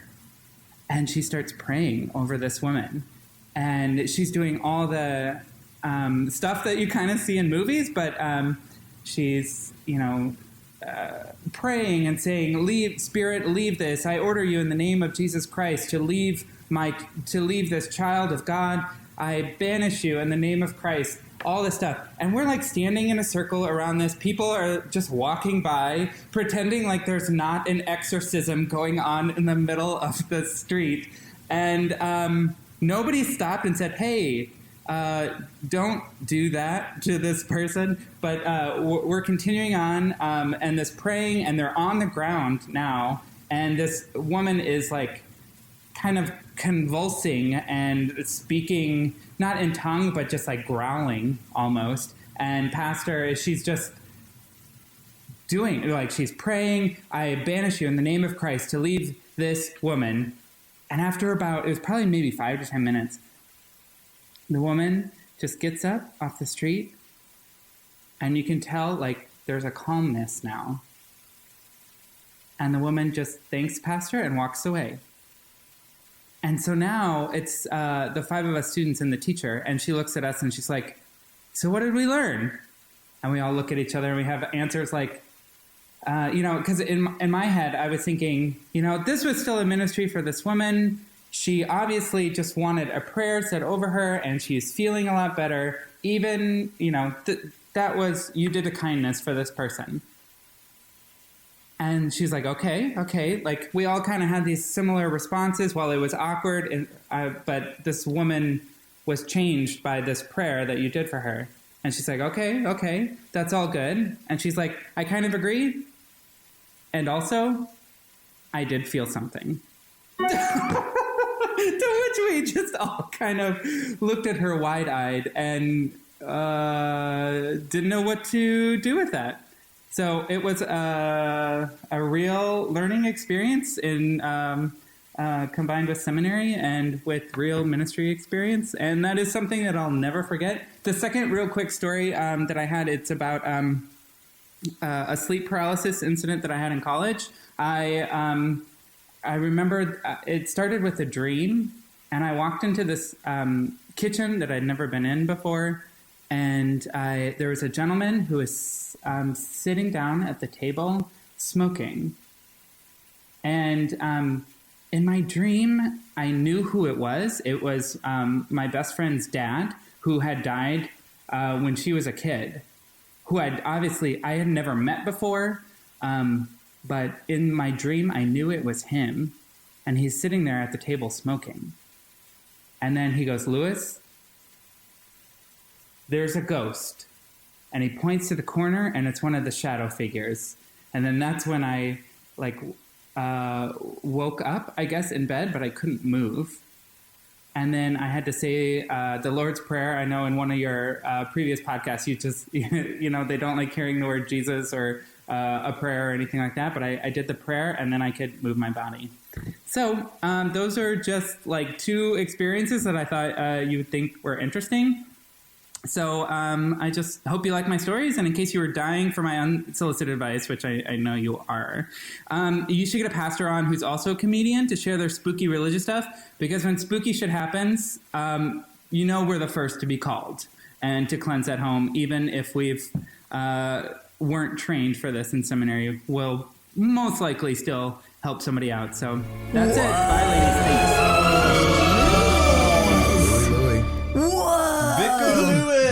Also, hey, if you're a comedian and a pastor or a priest, whatever. I was really hoping that the pastor was going to say, and also, get a load of this. And she pulls a demon out of her jacket sleeve. Like, I got it. Now, the exorcism definitely freaky and very strange to happen in the middle of the street. Yeah. Ooh, I would walk by that so quickly. I would not give it a second of my time. Really? Yeah. I figured you'd be like, oh, let's check it out. I know, I would you're just be really like, scared of stuff. Ooh. Also, he said that they were doing things that you typically see, like were they beating the hell out of this person? Because it gets physical, and they're like laying hands, and shake. They're probably and people were just like, spitting on their face. Hold them down, spit on their face. That's what Jesus wants you to do. But I mean, I don't know these exorcism stories. Well, I don't know why I come down on this stuff. That is some real shit, man.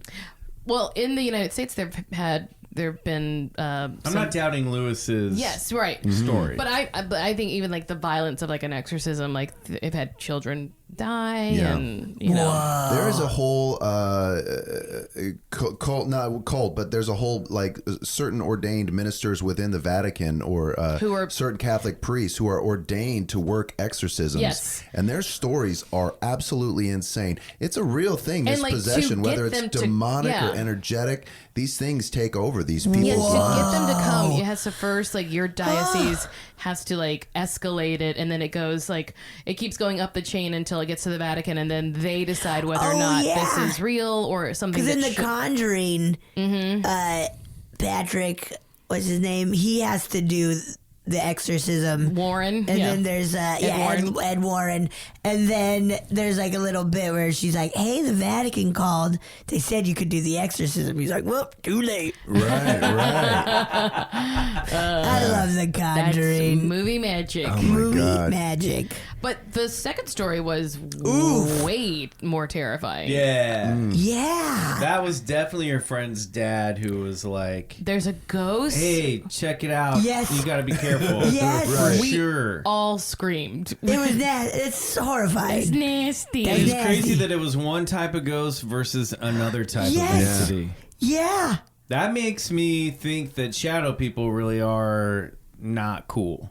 Right. Even in the ghost world, Yeah, they're like, not cool. Yeah, even the ghost world, we were like, uh-oh. No. Bad news. I definitely think shadow people, something is up with them in a bad way. There seems to be this thing, though. It's like we're using Jesus Christ names does seem to banish these entities or creatures. I'm reminded of that Loch Ness story, that original Saint Columbo? No, was it Saint Columbo? Yeah. Yeah, the Loch Ness I'll monster. He was in Loch Ness, of course, and it was about to attack him and his crew. What? And he was This is like in the 1600s. yeah, it's one of the first accounts of the Loch Ness monster, and he says he used and he was like, "By the name of Jesus Christ, I repel you." And then the Loch Ness monster, back to the loch with back you, to the loch with you, beast. beast. And By this- Jesus Christ, I say. And he this goes, dinosaur was like, but he said it worked on the Loch Ness, and yeah, crazy stuff. So I for know. some reason, maybe they don't like,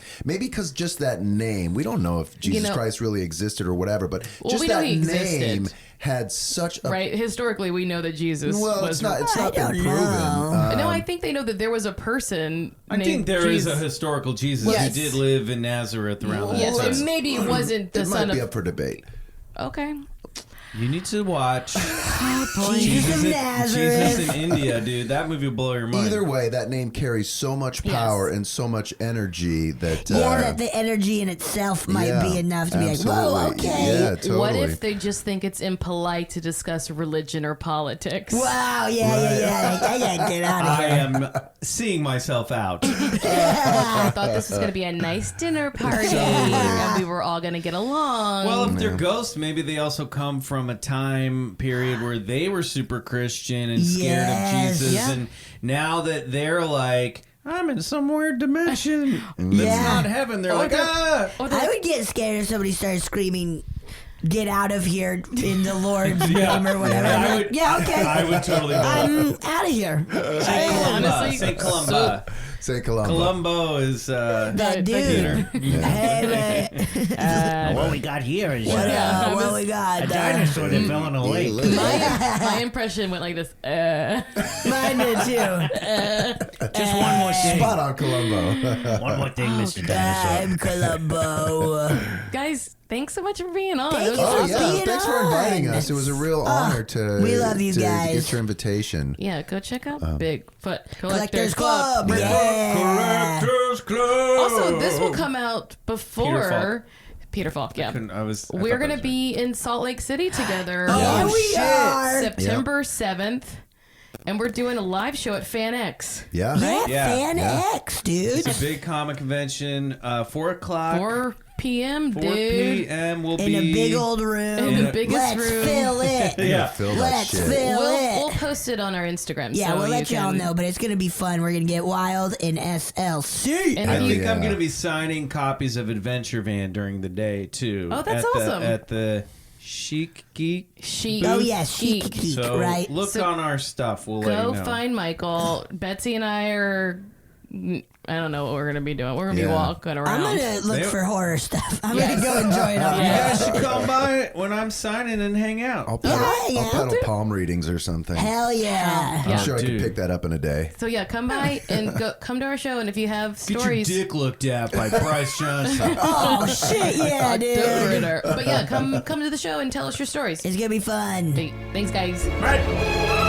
Hey Marcy, hey Betsy, it's Michael McMillian, and I'm walking down the sidewalk where I saw the ghostly interloper a couple weeks ago, and I have an unfortunate update. That ghost was just a guy. I was out walking my dog last night, and I saw the same dude come out of the house next door to the vacant lot. So looks like I might just be crazy. and I've definitely been doing too many episodes of a paranormal podcast, but I wanted to admit that my own story was debunked by myself. I still believe in ghosts. I still think I saw one when I was in high school. I still think I saw an alien with my dogs. This one was just a dude in a Bulls t-shirt trying to get home and being a little nosy and maybe giving off a little bit of a creep vibe. So anyway, I'm sorry to disappoint your listeners, but I think I gotta be honest, you know, when the truth hits me in the face. Please still subscribe to my podcast. Goodbye.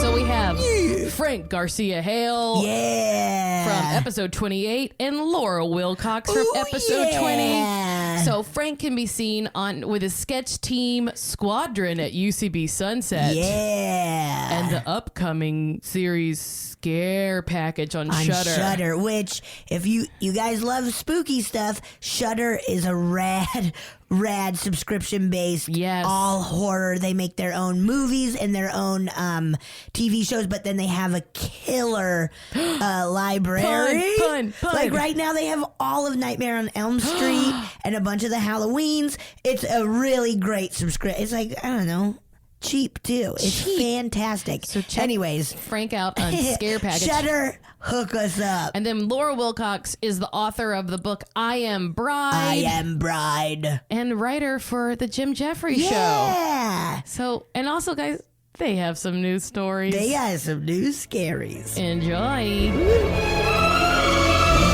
Frank, Laura, thank you guys for being with us. We're friends. This is fun. This is fun. Tell how you guys know each other. We were on a team together, Bucky, an improv team, not correct. a sports team, just to clarify. Professional baseballers. UCB Theater, New York City. In the East Village, RIP. That's right. Oh, yeah.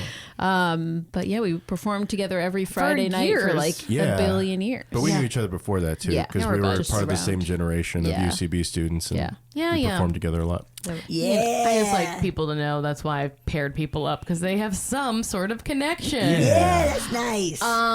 So do we have any updates that are of the paranormal nature since last we spoke? Also, Wow. congratulations. Thank you. Both of To you have both had of you. children since Yeah. we Babies. talked. Yes. We're both parents now. Since, Yeah. And you're a cancer survivor? Yes, I am. Yeah. I had a lot You of had crazy. a lot of shit happen. It was a while. lots I was going last down. on. I had cancer, and my wife and baby were hit by a car crossing the street. Baby's okay, wife's okay. Yeah, and you're baby is- okay. You yeah, always I'm have to okay. say that real I know. fast I- after, I Everybody's realized was that- like, no. I made the accident of doing a storytelling show where I failed to mention that my wife and child my God, were and okay. everyone in the And audience is just everybody- like, the whole time I was like, why aren't they reacting to like my jokes? Because and they're stuff? horrified. They're Funny. horrified. This is Boy, funny. he's coping Yeah. very strangely. Yes. Yeah, You guys had but a they wild are time. Great. Yeah, my wife is walking because she broke her leg when the car hit her, but she had like it's a mother strength type of thing where she like created this shell with her arms over the baby. So Yeah, the baby was like totally fine. yep,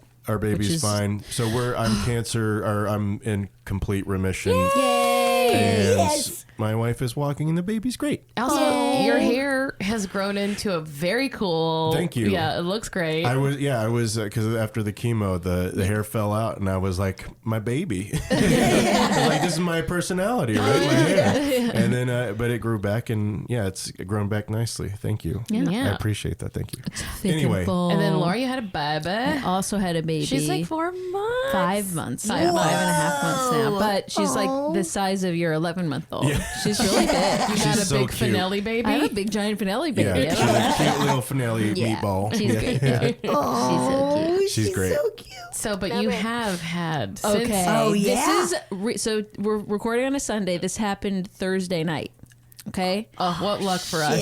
Yeah. Okay. So we've never really had anything weird happen in this house. I remember even thinking to myself, because, you know, with a baby, you have to get up a lot in the middle of the Yeah. night. And, you know, we'll be in her room at 2 a.m. and, you know, you don't turn the lights on, you keep it dark while like feeding them or whatever. And I remember thinking to myself, you know what, the energy in this room feels really nice. Like I'm not afraid in this room at 2 a.m. Like I should be kind of spooked maybe, but I'm not. And so Thursday night, she wakes up around like midnight, 12:30. We're kind of like, that's weird. That's not really usually when she wakes up in the middle of the night. She usually wakes up between 2 and 4. Awesome. So we were like, wow, this is early for her to wake up. Kind of, that's weird. And my husband Don had the monitor next to him. It's like a video monitor, and it's the way it works is like when there's daylight, it's color and you can see more color, and then at night it goes into sort of like a night vision. And she was kind of like, she wasn't really crying, she was sort of like babbling and cooing and like then like maybe like whining a little, but she was just awake. Sometimes we like let her do that for like 10-15 minutes, see if she'll fall back asleep. She was wide awake, and I finally kind of like roll over and look at the monitor as well, which Don is looking at, and the monitor screen is like looks like daylight in there. It's like full color. I was like, why does the monitor look like that? And Don was like, oh, I thought it was just a different setting. Men. I was like, am I right? Classic men knowing nothing about technology. Yeah. Agreed. Or the baby monitor. And I kind of get up and I look down the hall at her room, and there's just light flooding from underneath her closed door.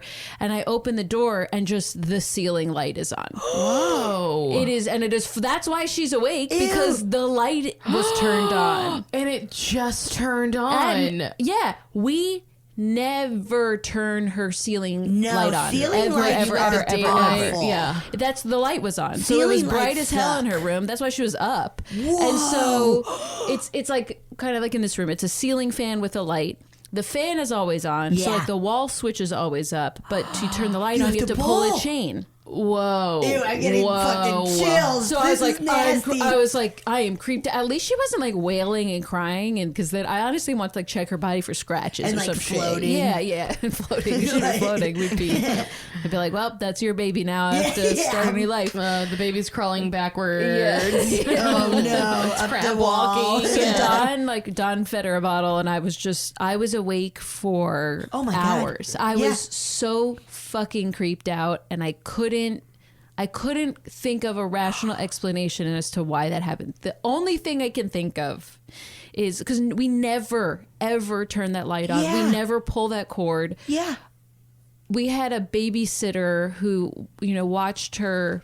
This was like a month and a half ago at this point, and she tried to pull that cord, and like the cord snapped. And so that's how I know. She was like, oh, I tried to pull that on and the cord sort of snapped off, or part of it snapped off. Sorry about that.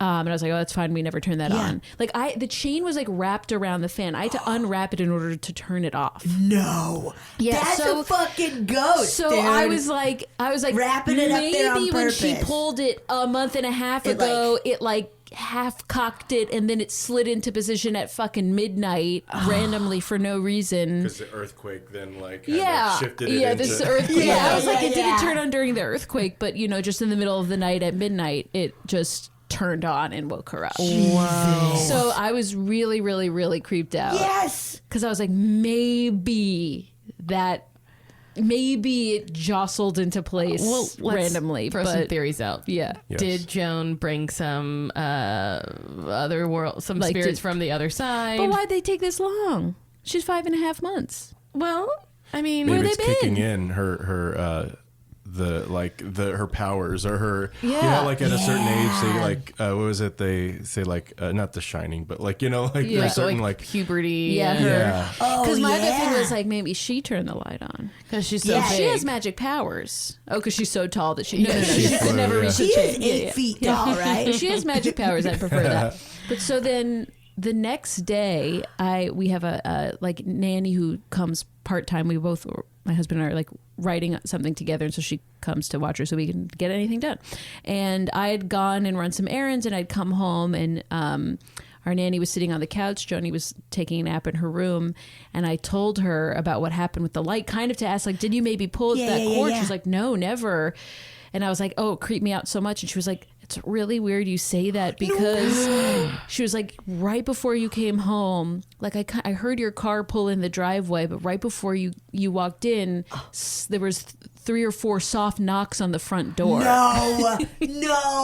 So ew. I know. She's Chills. sitting on the couch right next to our front door. Our front door has like glass and then 2 glass windows on either side, but they're like foggy. You can't see through them, but Right. you know, you could see if someone was standing at the door. Also, we have this like heavy metal screen door in front of the front door. Yeah. And she was like, I had thought to myself, it was weird too. I didn't hear anyone open that metal door to knock on the wooden front door. She was like, definitely, it was like 3 soft, and it was really soft.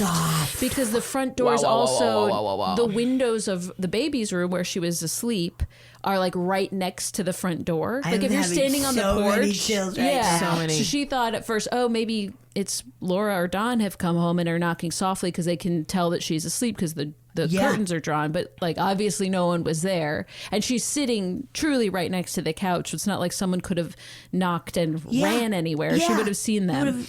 So she was like, and it creeped her out. And then I told her about the creepy thing. So I was like, oh my god. Yeah.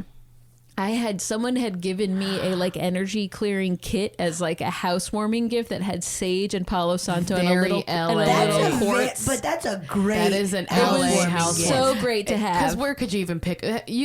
There's 3 stores in this neighborhood alone I could get that present. Yeah. from. You could go. Yeah, it was very. My wife got it from Amazon. Yeah, there we go. You can also get that. I've got everything you need. Yeah.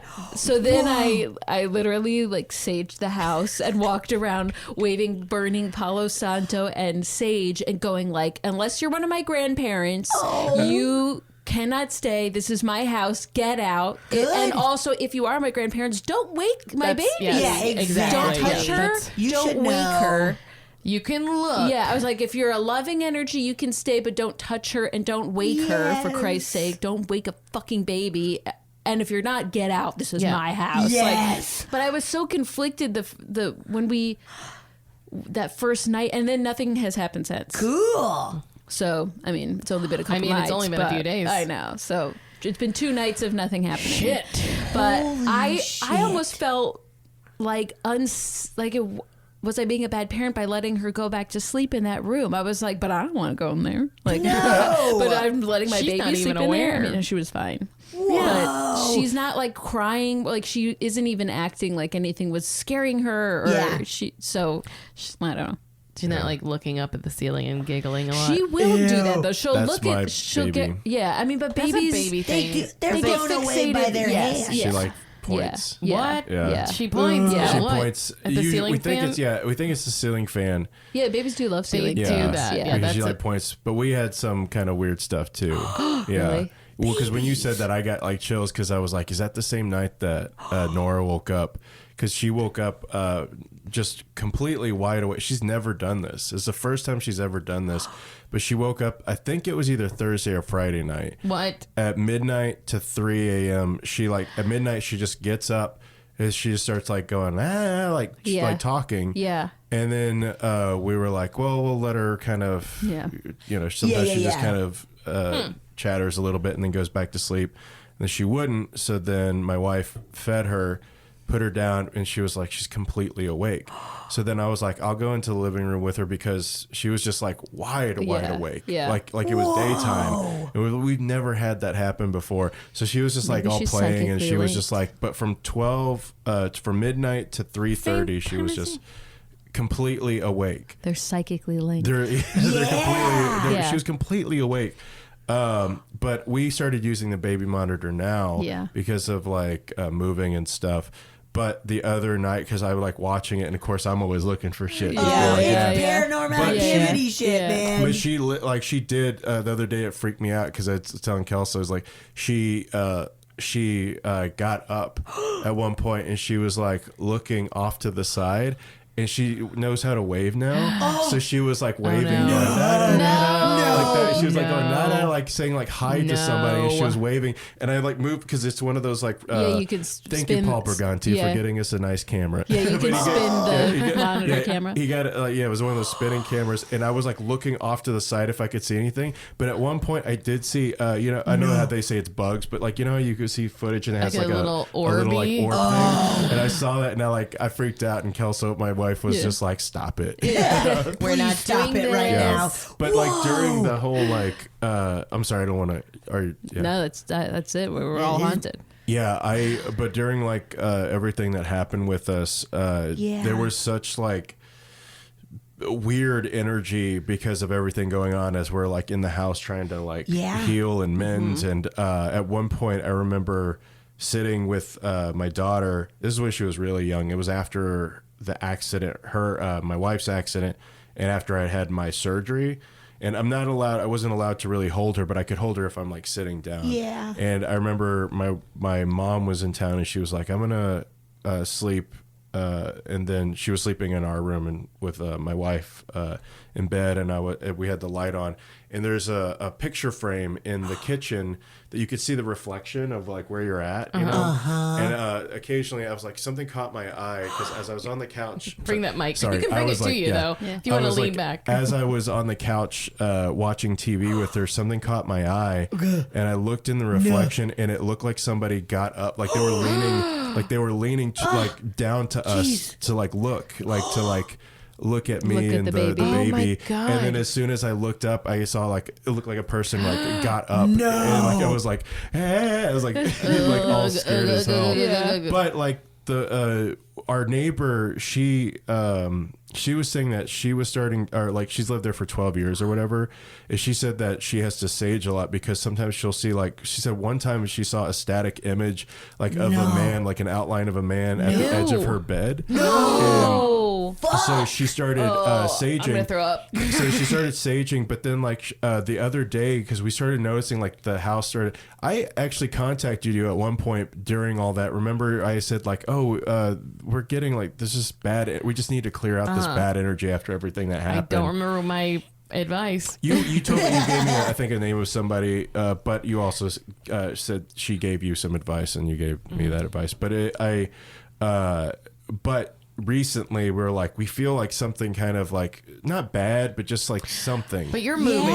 Yeah, and that's something that was like maybe it's before you get all of your stuff in there. That's when you do it. Yeah, that's what we did the other day. My wife saged the new place. Yeah, saged the new place. Yeah. But what we did was like we just kept feeling like maybe it's a move, maybe whatever. But our neighbor was like, "Oh yeah, I saged," and we think that it moved over because last time we saged, it moved over to her place. We just had a listener story about this. Yeah, really? we keep sending it back and forth, like bopping back and forth. Yeah, they about, sent like, it to their neighbor's house. It's like when you fumigate, you know, it's like all of a sudden, they're just going next door. Yeah. Oh wow, that's crazy. Also, do you know what Thursday was? Guys. The full moon. Oh. I believe it was the strawberry moon. It was like a full moon in my baby's room with that fucking light on. That is so strawberry moon. That does sound like a Dixie Chicks song. Yeah, absolutely. Yeah. That's wild. You guys. Yeah. I do feel fine in that room too. I've been trying to be like, do I feel freaked out? I mean, I feel like I'm looking for stuff, but I also get this like, I keep wavering between being scared and being like fiercely protective, where I'm like, fuck you, like I don't near my This is my family. dare. Don't you even dare. You guys will fucking cut a ghost. Would you like to listen to a listener story? Ooh, Yeah. Okay. These are so good. Yes. Babies. Bring ghosts. Hey guys, my name is Sierra, and I'm going to tell you the story of the time my girlfriend was possessed. So when I was 19, my girlfriend Kate and I, along with 7 or 8 of our friends, went to an abandoned, burnt-down plantation house called Rosewell. It's located in Gloucester, Virginia, and was built in the mid-1700s. Rumor has it that Thomas Jefferson wrote the rough draft to the Declaration of Independence there, and it burned down in the early 1900s, and all that remains are the steps, the remnants of 4 chimneys, and a cellar that was used for wine, and prior to that, probably house slaves. Many people died in the fire, though I'm not sure exactly how many. So on this summer night, we all went there to have a seance. We'd all been there before, but never in an organized, kind of deliberate way like tonight. We'd been, but not for this reason. We all had candles with us, which, due to it being burnt down, we thought this would sort of be provocative to whatever spirits were there. Probably not the best idea. Our friend Rachel led the seance because she had a bit more experience with the paranormal than the rest of us. So we all gathered around, formed a circle, began, and we started asking questions, and we didn't really hear much. I don't think any of us really felt much. No tingles, no hair standing up, anything like that. So we kind of thought, okay, no big deal. We closed the circle, and we sort of stood quietly, just kind of taking it all in. Someone noticed that Kate had went upstairs and went outside. So me and my friend Jess decided we'd go check on her, and we went up there, and she was standing at the top of the stairs on the grass, and she just kind of looked somber. Like her eyes were kind of glazed over. She was kind of looking into the distance. I mean, it's dark, you can't even see anything. And she was sort of unresponsive. I shook her. I'm like, Kate, are you okay? What's going on? How do you feel? And she didn't really respond. I mean, she kind of looked at me, so I knew she was there, but it was just like she didn't want to talk. So we sat down with her. Everyone else kind of went around the grounds and looked around. And then the four of us left in Rachel's car. Well, once we started driving and kind of got away from, Roswell, Kate became very animated. She kind of got, angry. She was asking us, like, why are we leaving? Where are we going? And not only that, but her normal, deep kind of tone voice sounded childlike. I mean, she literally sounded like she was like 7 or 8 years old. I'm looking at Rachel and Jess like, what the fuck happened? What is going on? And even her face kind of looked different. It looked the same, but there was something about it that was like behind those eyes, there was just something different there. And she started asking questions like who we were and where we're going, and I was just terrified. I didn't know what to do. And we finally got close to her house, and I texted her roommate Cody to let him know what was going on, like what happened. And I still lived at my parents' house at the time, or I would have stayed with her. But it was like 1 or 2 o'clock in the morning, and that was impossible. So I told Cody, like, I'll be back first thing in the morning. So when we left, he messaged me and was like, something is not right. Like, I don't know what is going on with her, but she seems possessed. And that was the first time any of us had really used that word, but it was accurate.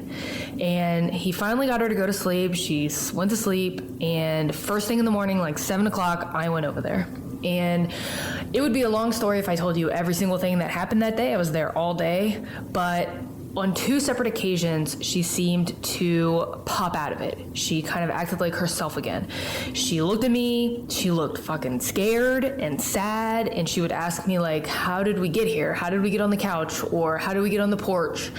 And she would ask for my help, like, help her. I don't know what's going on. Can I help her? And I mean, I just cried. I just cried all day because I felt so helpless and I didn't know what the hell to do.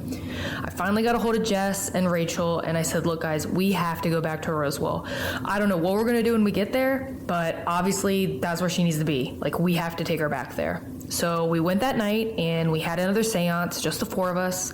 And we basically said, leave, get out of her. Like, this is where you belong. Stay here. And we stayed for like 30 minutes, and we left, and Kate seemed to be herself again. She had zero memory of what had happened.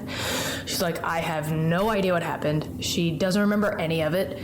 Speaking about it after the fact, she just said that it felt like she went to sleep and then she woke up and has no fucking recollection of what happened, which is scary to have a girlfriend that you can't even discuss like the scariest moment of your whole life with, but it was what it was. And the paranormal stuff didn't really stop after that. We moved in together, and things would move constantly. Doors would slam. We would hear all kinds of craziness. And this went on for probably a year, and then it kind of died down. And looking back on it, I don't even really know what I make of the whole situation. It was close to 15 years ago, so obviously memories change, but it feels like a dream. I can't even believe that it happened. And I don't know. I don't know if I believe in ghosts. I don't know if I believe in possessions, but something sure the hell happened, and I have no other way of describing it other than that. So thanks, guys, for listening, and I hope you enjoyed it. I know, right? Definitely sound like the portal to hell I was know, it was opening like behind her. creeping me out, all those noises. What the fuck? So, Yeah. I'm still here. I was like, yeah, she was in a portal, right? Yeah. Like, I mean, just Sierra, as you were telling that story, it was such a crazy noise. Yeah. At first, it's like a train, but Yeah, I don't know. She a mole person. she was reading from the audio from her book, upcoming book. And, Whoa, That's crazy. Guys, Possession's don't go scary. to a burnt down thing. Plantation. Yeah. Look. Lots of bad. That's so anything much named bad. It's only plantation bad or it has vibes. plantation, soup It's- plantation. Even that is not. gonna be bad. Don't Gonna go be to a bad. burnt down It is. soup A buffet plantation. is bad, Yeah. dude. No. Plantation is not a good place to go. Yeah, I mean, being from Louisiana, there's, Yeah.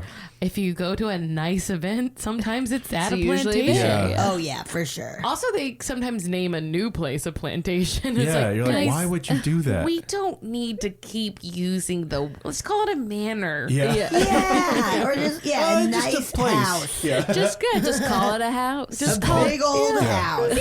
Big old house, dude.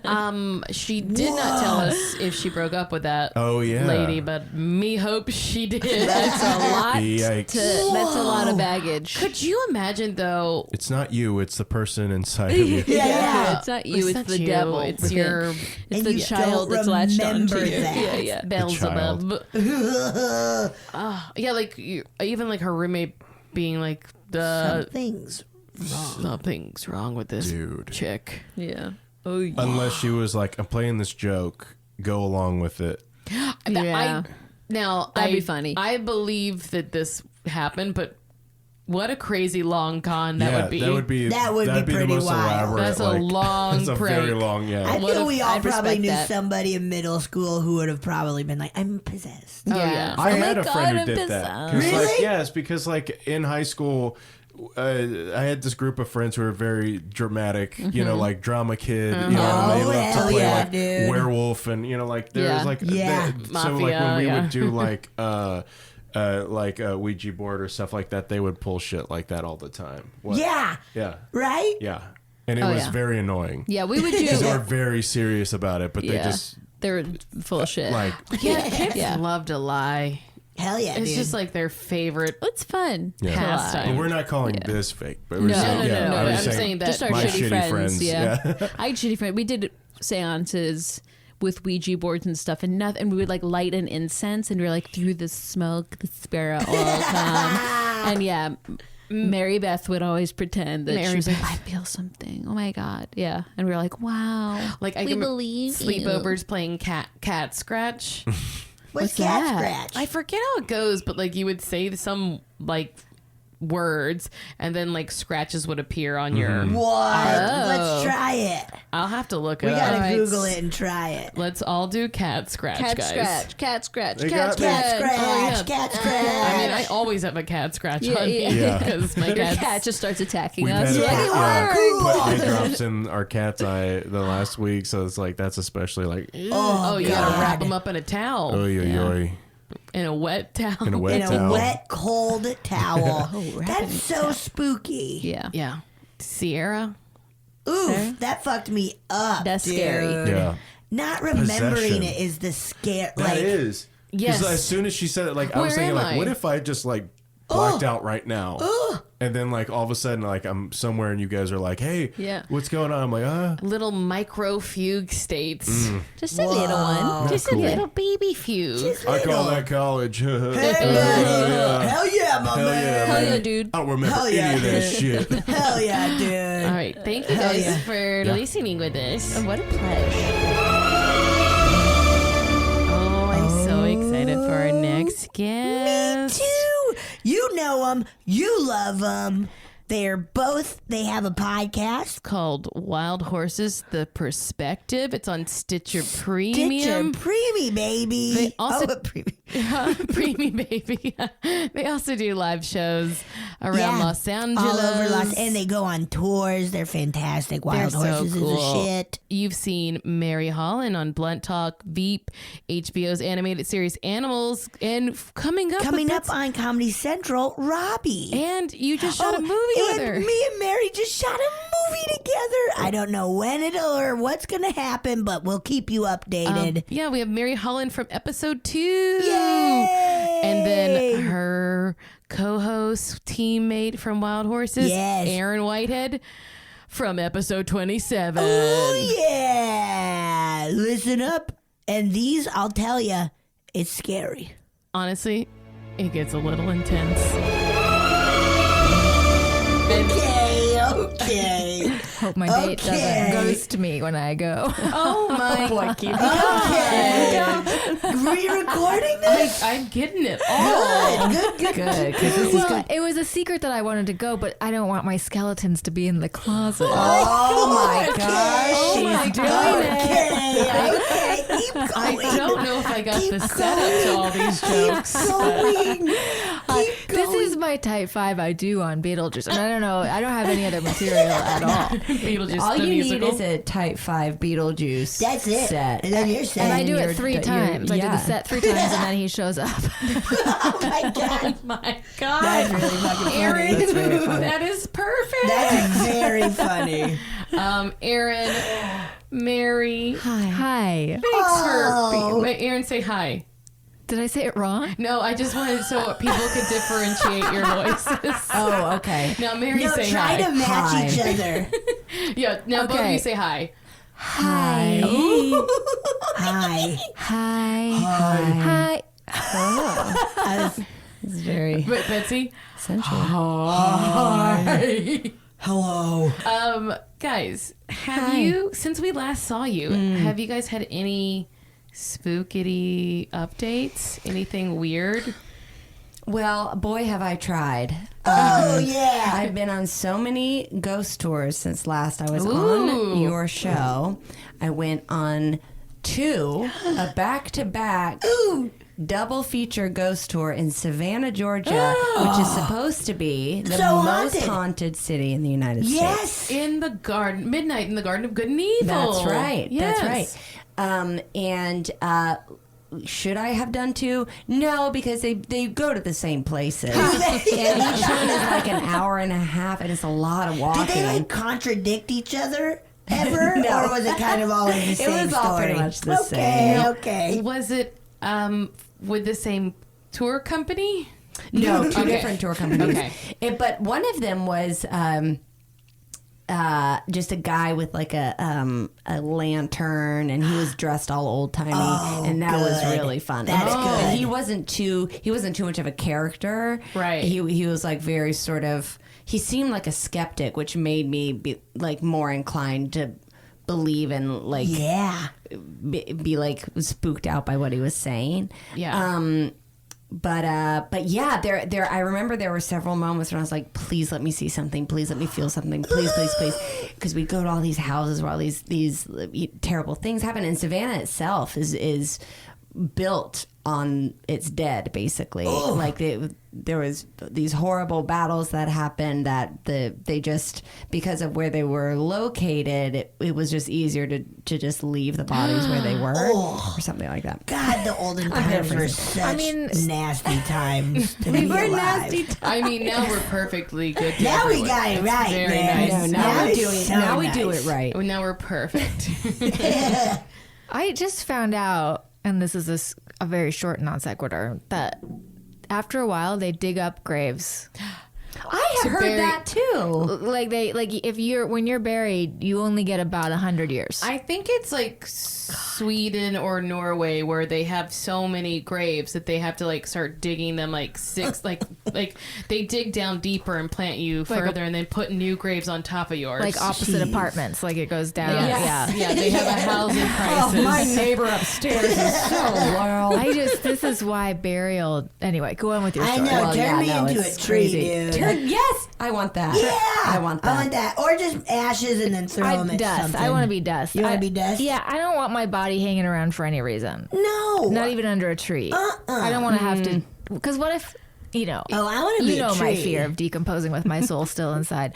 So Wait, of Wait, decomposing? what? Slow down. This is my. You threw that out there. I had this dream. Said it so fast. Yeah, you know how I have a fear of my soul decomposing you with know my body. fear. What? I had this dream. I feel like I've completely railroaded your story. no, though. I we'll didn't get back have to This is Savannah. all spooky. I had a dream. It was one of those vivid dreams that I woke up and it took me a long time to recover from how real it felt.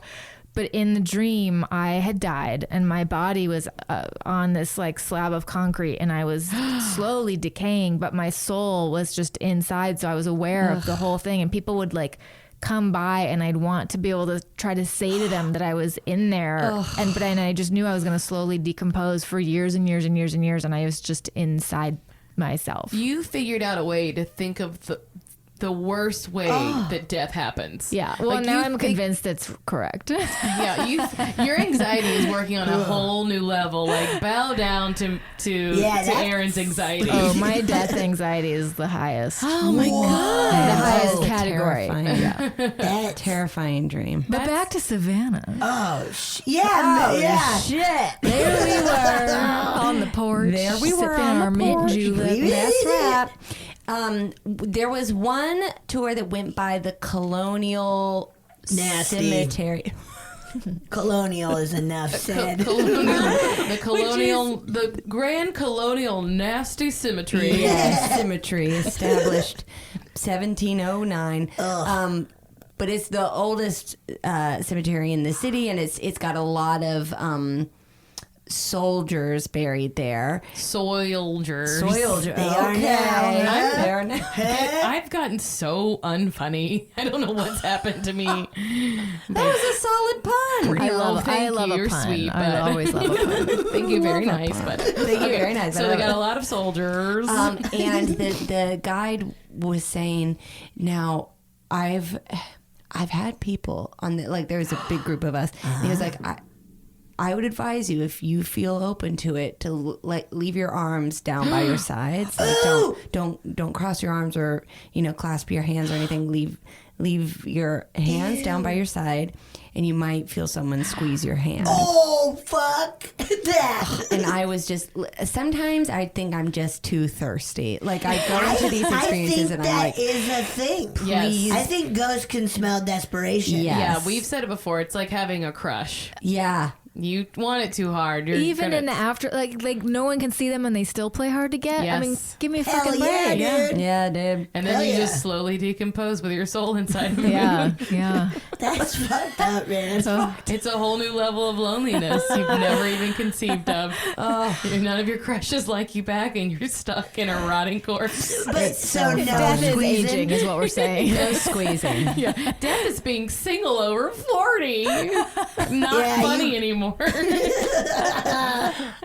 No one squeezed me. Damn it. And I didn't see anyone in windows, even though I really wanted to. Like all these places. Yeah, I with like really, a I was candle or desperate something. to, yes. Did you take pictures in the dark? I didn't. I didn't. You gotta do that. You can see I should do orbs. that. Yeah, you can always see a bug that makes you think you're seeing an orb. Hell yeah. Although when I went on my last ghost tour, we did see like kind of like weird streaky light things. So Gilly and I got orbs from the Whaley house. Oh, when we went. What's the Whaley? San Diego. Oh, yeah. Let's go. I would love to go. It was awesome. I'm definitely too thirsty, though. I already know I would. go tonight. Road trip. Let's go right now. Let's go right Hell now. yeah. I got a doctor's appointment at 10, but let's do it. Yeah, I gotta be. I at could be work. back. Yeah, Let's take this podcast in the car. it travels. This podcast has wheels, baby. Nothing there. And then I went on another ghost tour recently at the Queen Mary. I love it. yes. Have you been on that? I thought you'd been on that one before, or you just went to the Halloween thing. We just went to the Halloween thing. Yeah. We I didn't love do the that. Halloween so thing so fun. much. It's so I've never- very I've dark never It's done a it. fucking party, It's dude. really fun. I gotta do it. Like they walk Hey. around and they're like, "Here are shots." You're like, "Oh yeah." Yeah, because we got VIP when we went. We paid Yeah, we extra. So it's like, did. you want some nasty tacos and a bunch of free drinks? Yes, please. The taco line was longer than any of the lines for the mazes, though. Yeah. Oh, really? I don't get that. Well, how often do you get to have a taco in LA? That was wild. How was it? Great. Yeah. It was longer, on the longer side. It was about 2 hours, and it was really cool seeing. You go into like the underbelly of the ship, like you see like all the old engine rooms and furnace rooms and the spooky pool with the girls' footprints. Oh, Yeah, there's an Unsolved Mysteries about it. Yes. Oh shit. Yep. We actually didn't And it goes to see the pool. I saw the pool at the Dark Harbor thing, because they have a maze that goes There's through a part there. where you like walk through Yeah. it in silence, and it's horrifying. 'Cause Wow. that's We like didn't a go fucking there this haunted time. What the fuck, Queen? Maybe the pool was Queen. Yeah, maybe it was Sure. under construction or something. Yeah. They do. I went on a ghost tour there once, and it had a lot of sound effects, so it really made me check out. Oh, this one didn't have sound effects, but they've made it better then. it might have been a different. Because I think they have multiple. Like, one's like a paranormal Did you go on the investigation sound tour. effects and one's tour?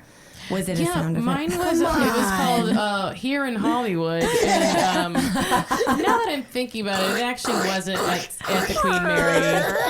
It was at Paramount. Yeah, it's at Paramount. Yeah, it was all about Foley artists. Oh yeah, I love Foley artists.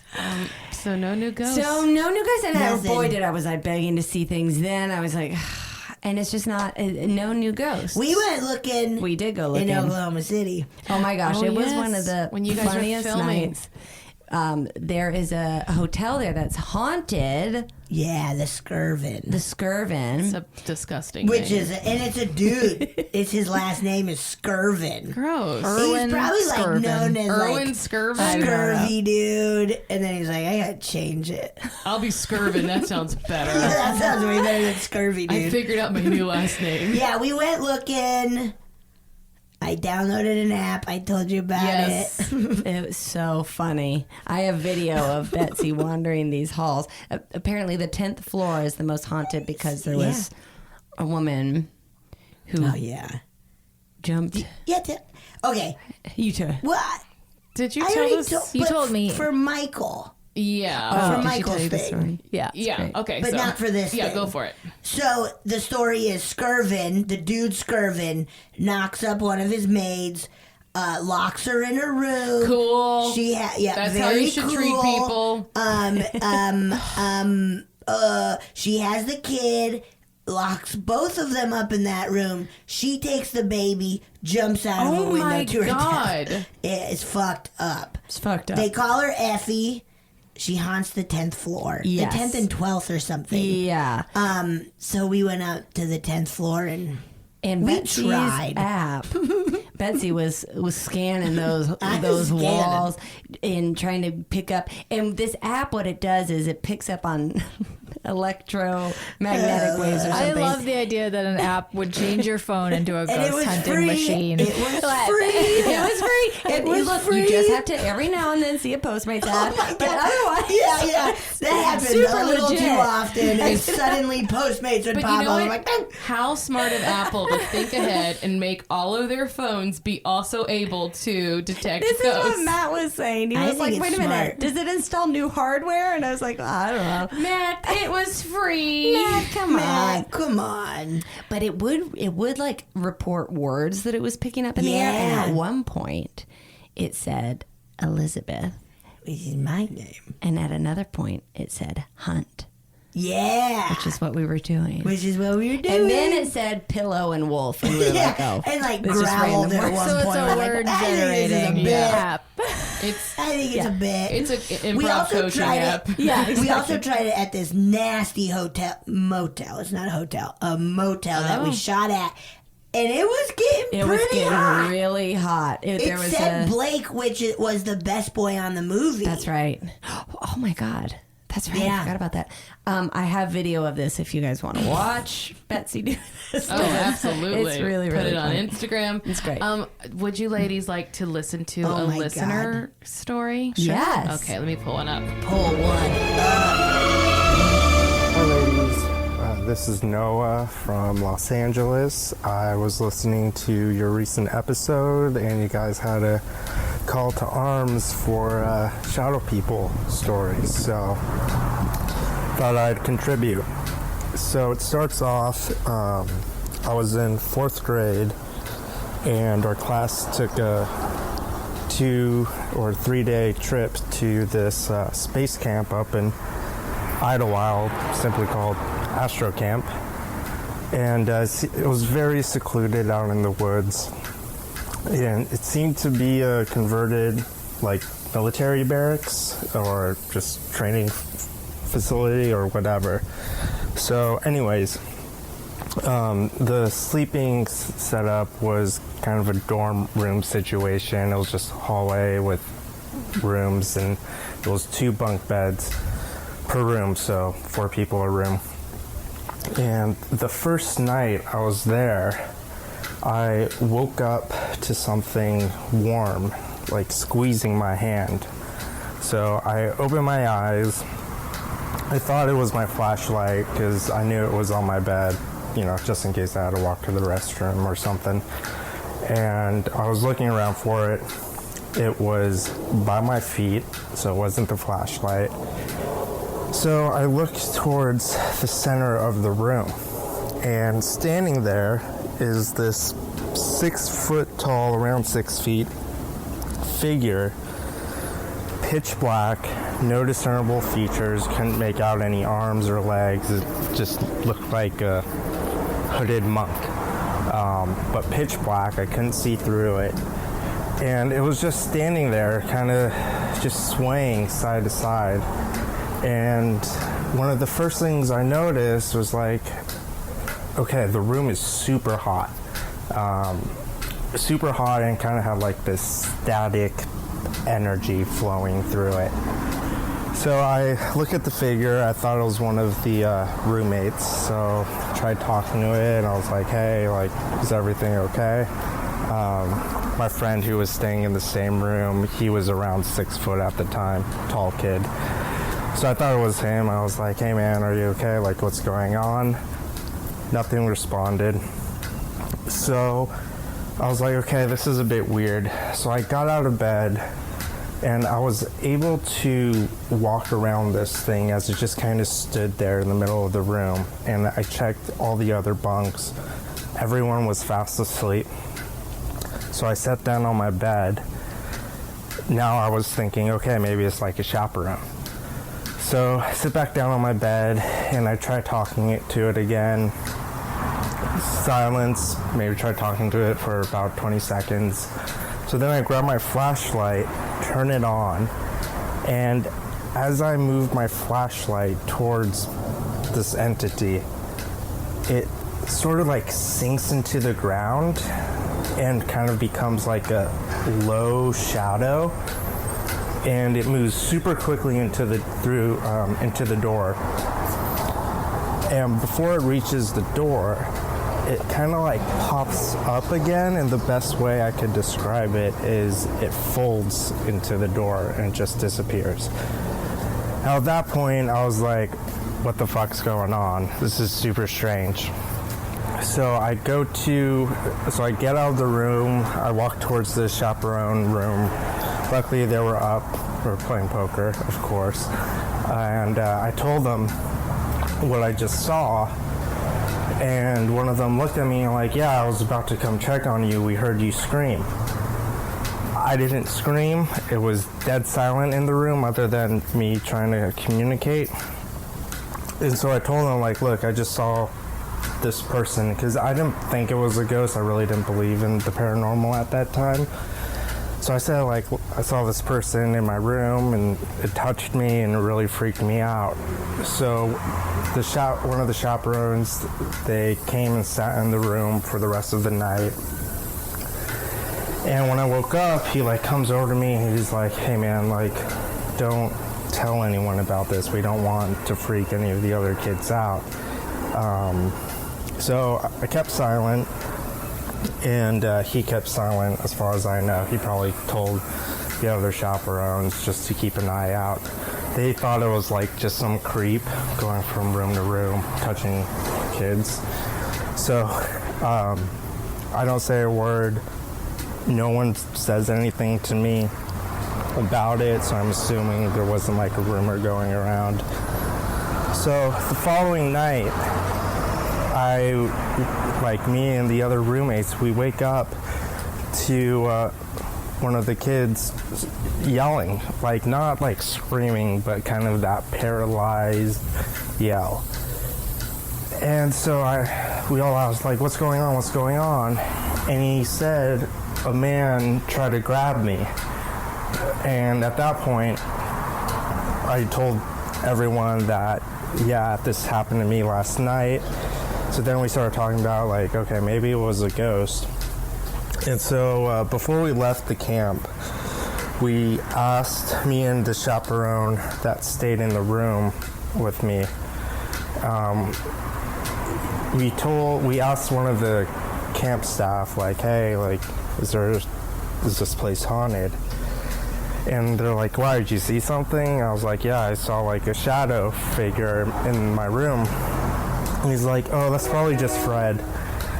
And we're like, who's Fred? He's like, oh, you know, we get sightings about ghosts every now and then, and we just call him Fred. I mean, he seems to be friendly, so we really don't worry about it. So after that point, I've become fully invested in the paranormal, you know, ghosts, Bigfoot, aliens, UFOs, the whole shebang. And yeah, so that's my story. I hope you guys enjoyed it. Love the show. Keep up the good work. Bye. He went into the room and they go, Oh, no. we were gonna Oh, no. check on you. We heard you scream. Like, well, we were gonna check on you like after we finished this hand. They were counselors who were probably like a couple sneaking years beer. older. Right. So I think that story, at first we were laughing so much because what noise was that, Noah? Ping pong? What click? What? Or you like a burner Maybe a that wouldn't fan in start? the Or Are you like a burner clicking? I'm just trying to make soup. By a highway. Yeah. ping pong at first, expert. We were like, bing clank. You're the new Forrest Gump. We were giggling about that, but then it turned so horrifying, very dark. So there were things that he described that sound like a human. That sound like the jinn that I've covered before. Okay. The way he described it as like a staticky, like almost like it had a staticky electricity about it. The jinn? Yeah. What is that? It's it comes from let's see, like old. I wish I could help. I can't remember. I can't remember anything. It's like from old Middle Eastern folklore, and it's essentially like the jinn would also called genies, but that before, when man was created, there were angels and there were the jinn, and God told them, the angels and the jinn, to bow to his creation, and the jinn was like, no, they're not better than us, we're not going to bow to them, and so God cast them out.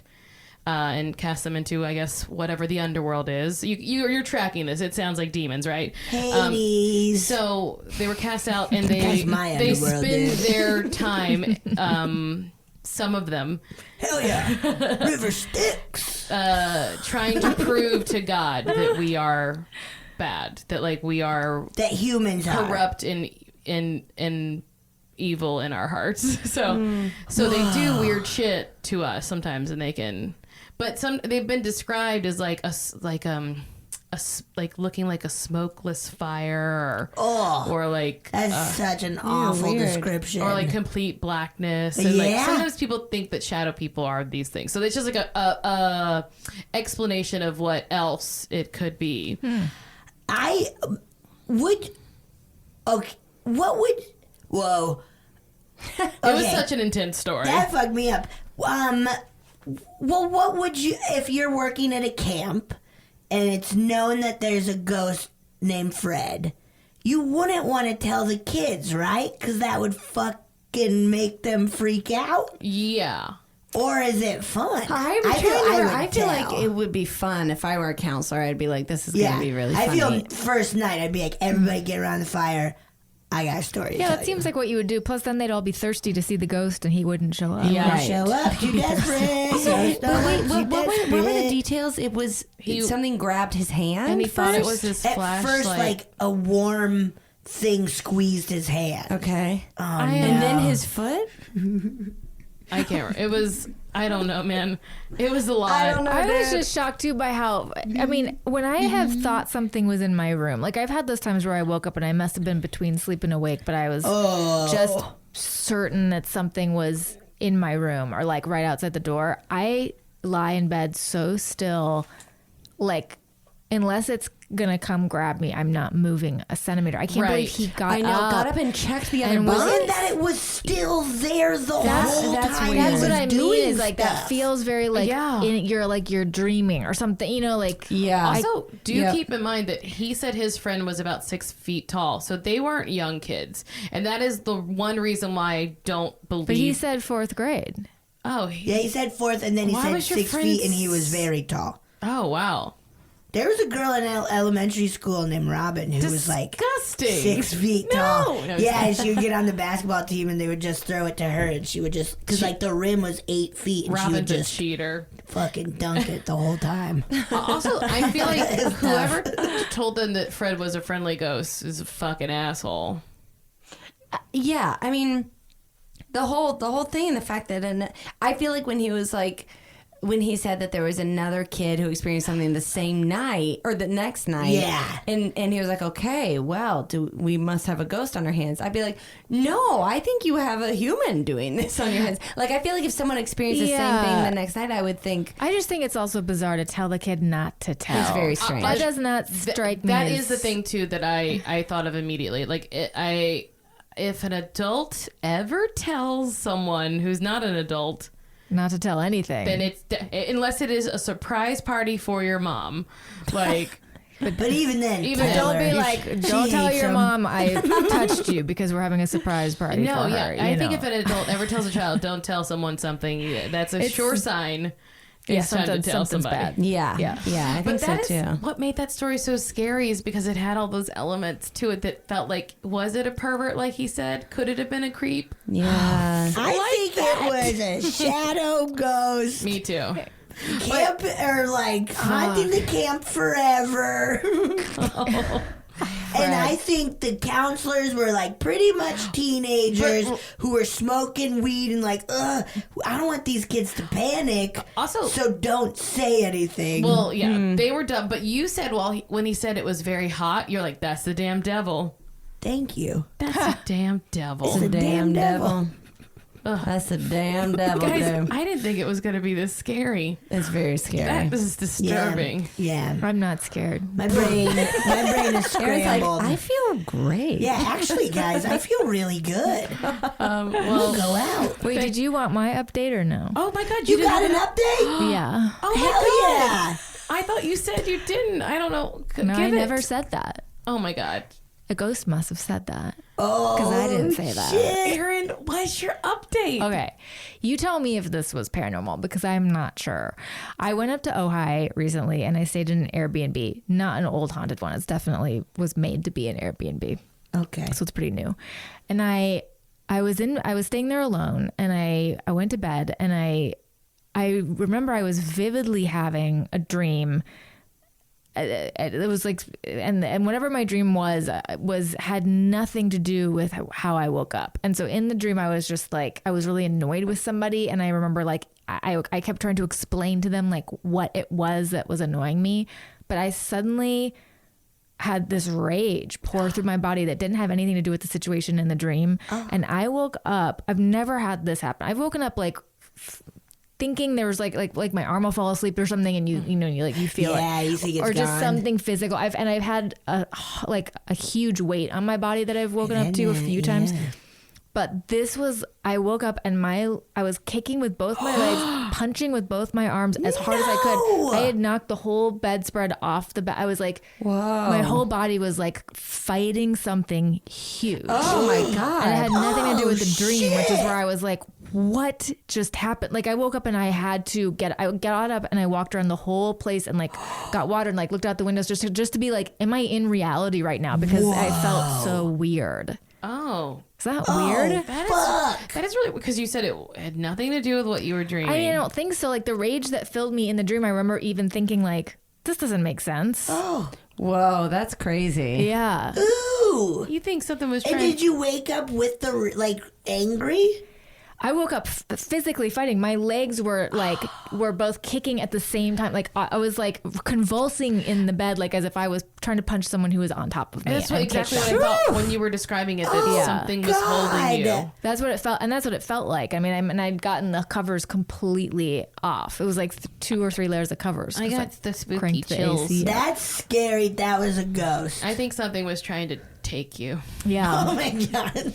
I don't mean to be rude, but something was trying to take you. Yeah. It was a creepy ghost. Something's trying to get inside your body and take you away with so it. scary. I know. really I've never scary. had that. I do sometimes wake up with a physical sensation in my bed like that, and that is the most terrifying thing to me when I'm like, I fucking felt whatever it was, like breath on my ear, or nasty. or just like something like I've woken up with like and realized that it felt like something was sitting on my leg and it hurt, and that's why I woke up, because I was like, something is sitting and my leg is just straight. It's not Is like this all in the same place? no, I just Okay. throughout my life I've had the sensation of like something heavy on me in my bed, and I wake up and there's nothing. Have you ever seen the painting, The Nightmare? Oh. I'm going to show this to you. Oh, no. And it's like a... It sounds It's like- familiar now that you're saying it. You I wanna probably see Oh my it. God, I know exactly what she's talking about. And I have it's chills. Okay, so it's like a woman is in bed. She's laying. She naked? Maybe not. It's like this a Victorian painting. It's Yes. Yeah, she's like passed out in her bed, and she's there's like all in this gossamer thing cloths on top of her, and it looks so terrifying. Describe it. Okay, so it's Oh. Oh, that's... okay. Well, there's a lot yuck. going on here. Okay, yes. So she's totally, as Mary said, she's passed out. It looks more like she got drunk and went to bed. Yeah, and like she fainted on the bed. her or something. torso is Ain't like nothing wrong with that. falling off the bed, and her Yes. neck is back. Then, okay, there is a horse in the room with her. Whether that's the nightmare or she has a horse in her room. Horse in the room. We that's don't know. classic. But it does actually, no, it has white goblin eyes, so it might be part of the nightmare. And Part then of the there's nightmare. like what looks like a demon, a hairy goblin demon just sitting on her Just, like, full crouched on her. crouched and like making eye contact with the, I almost said photographer. with the photographer who's taking the picture with his This is what photographs look like in the olden days. Quick, I gotta Well, get he had this. to move fast. Did you sit here? I hate it. Anyway, but that sounds like what you're saying, Ew. like It does. a weight on you as you're Yeah. sleeping, like something's sitting on you. Yeah. And it's so, whenever it happens, it's so heavy. Like it's not, Oh, God. yeah. Oh man. Ooh, Well, this now I'm gonna be horse. upset. Oh my gosh, I didn't even see that horse. It's so scary. That's crazy. Jesus Christ. Okay, well now I'm gonna be scared. Well, ladies, we did it. We got scared. you scared the hell out of us. What a nightmare. Thank you both so much for being part of our 100th episode. 100. Thrilled Centennial. to be a part of it. Congratulations. Yes, Thank happy you. 100. Thank you.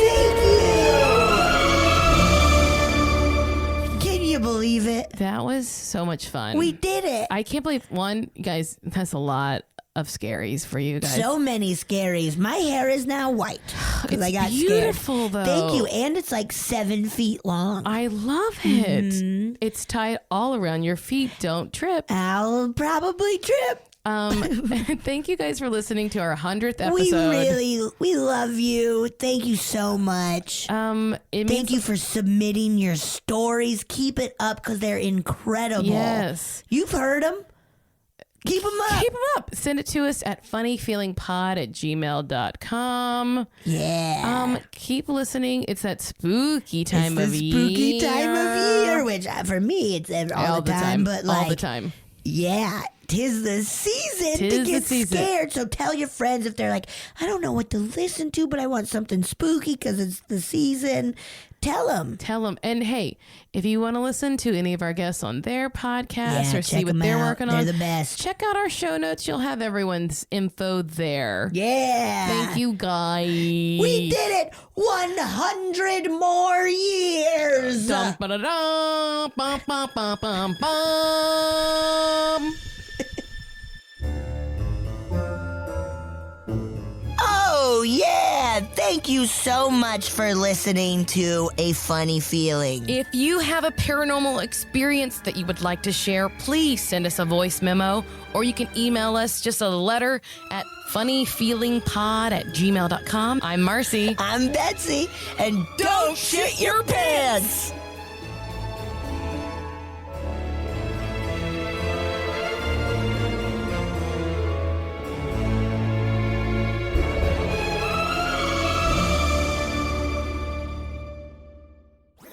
That was a HeadGum podcast.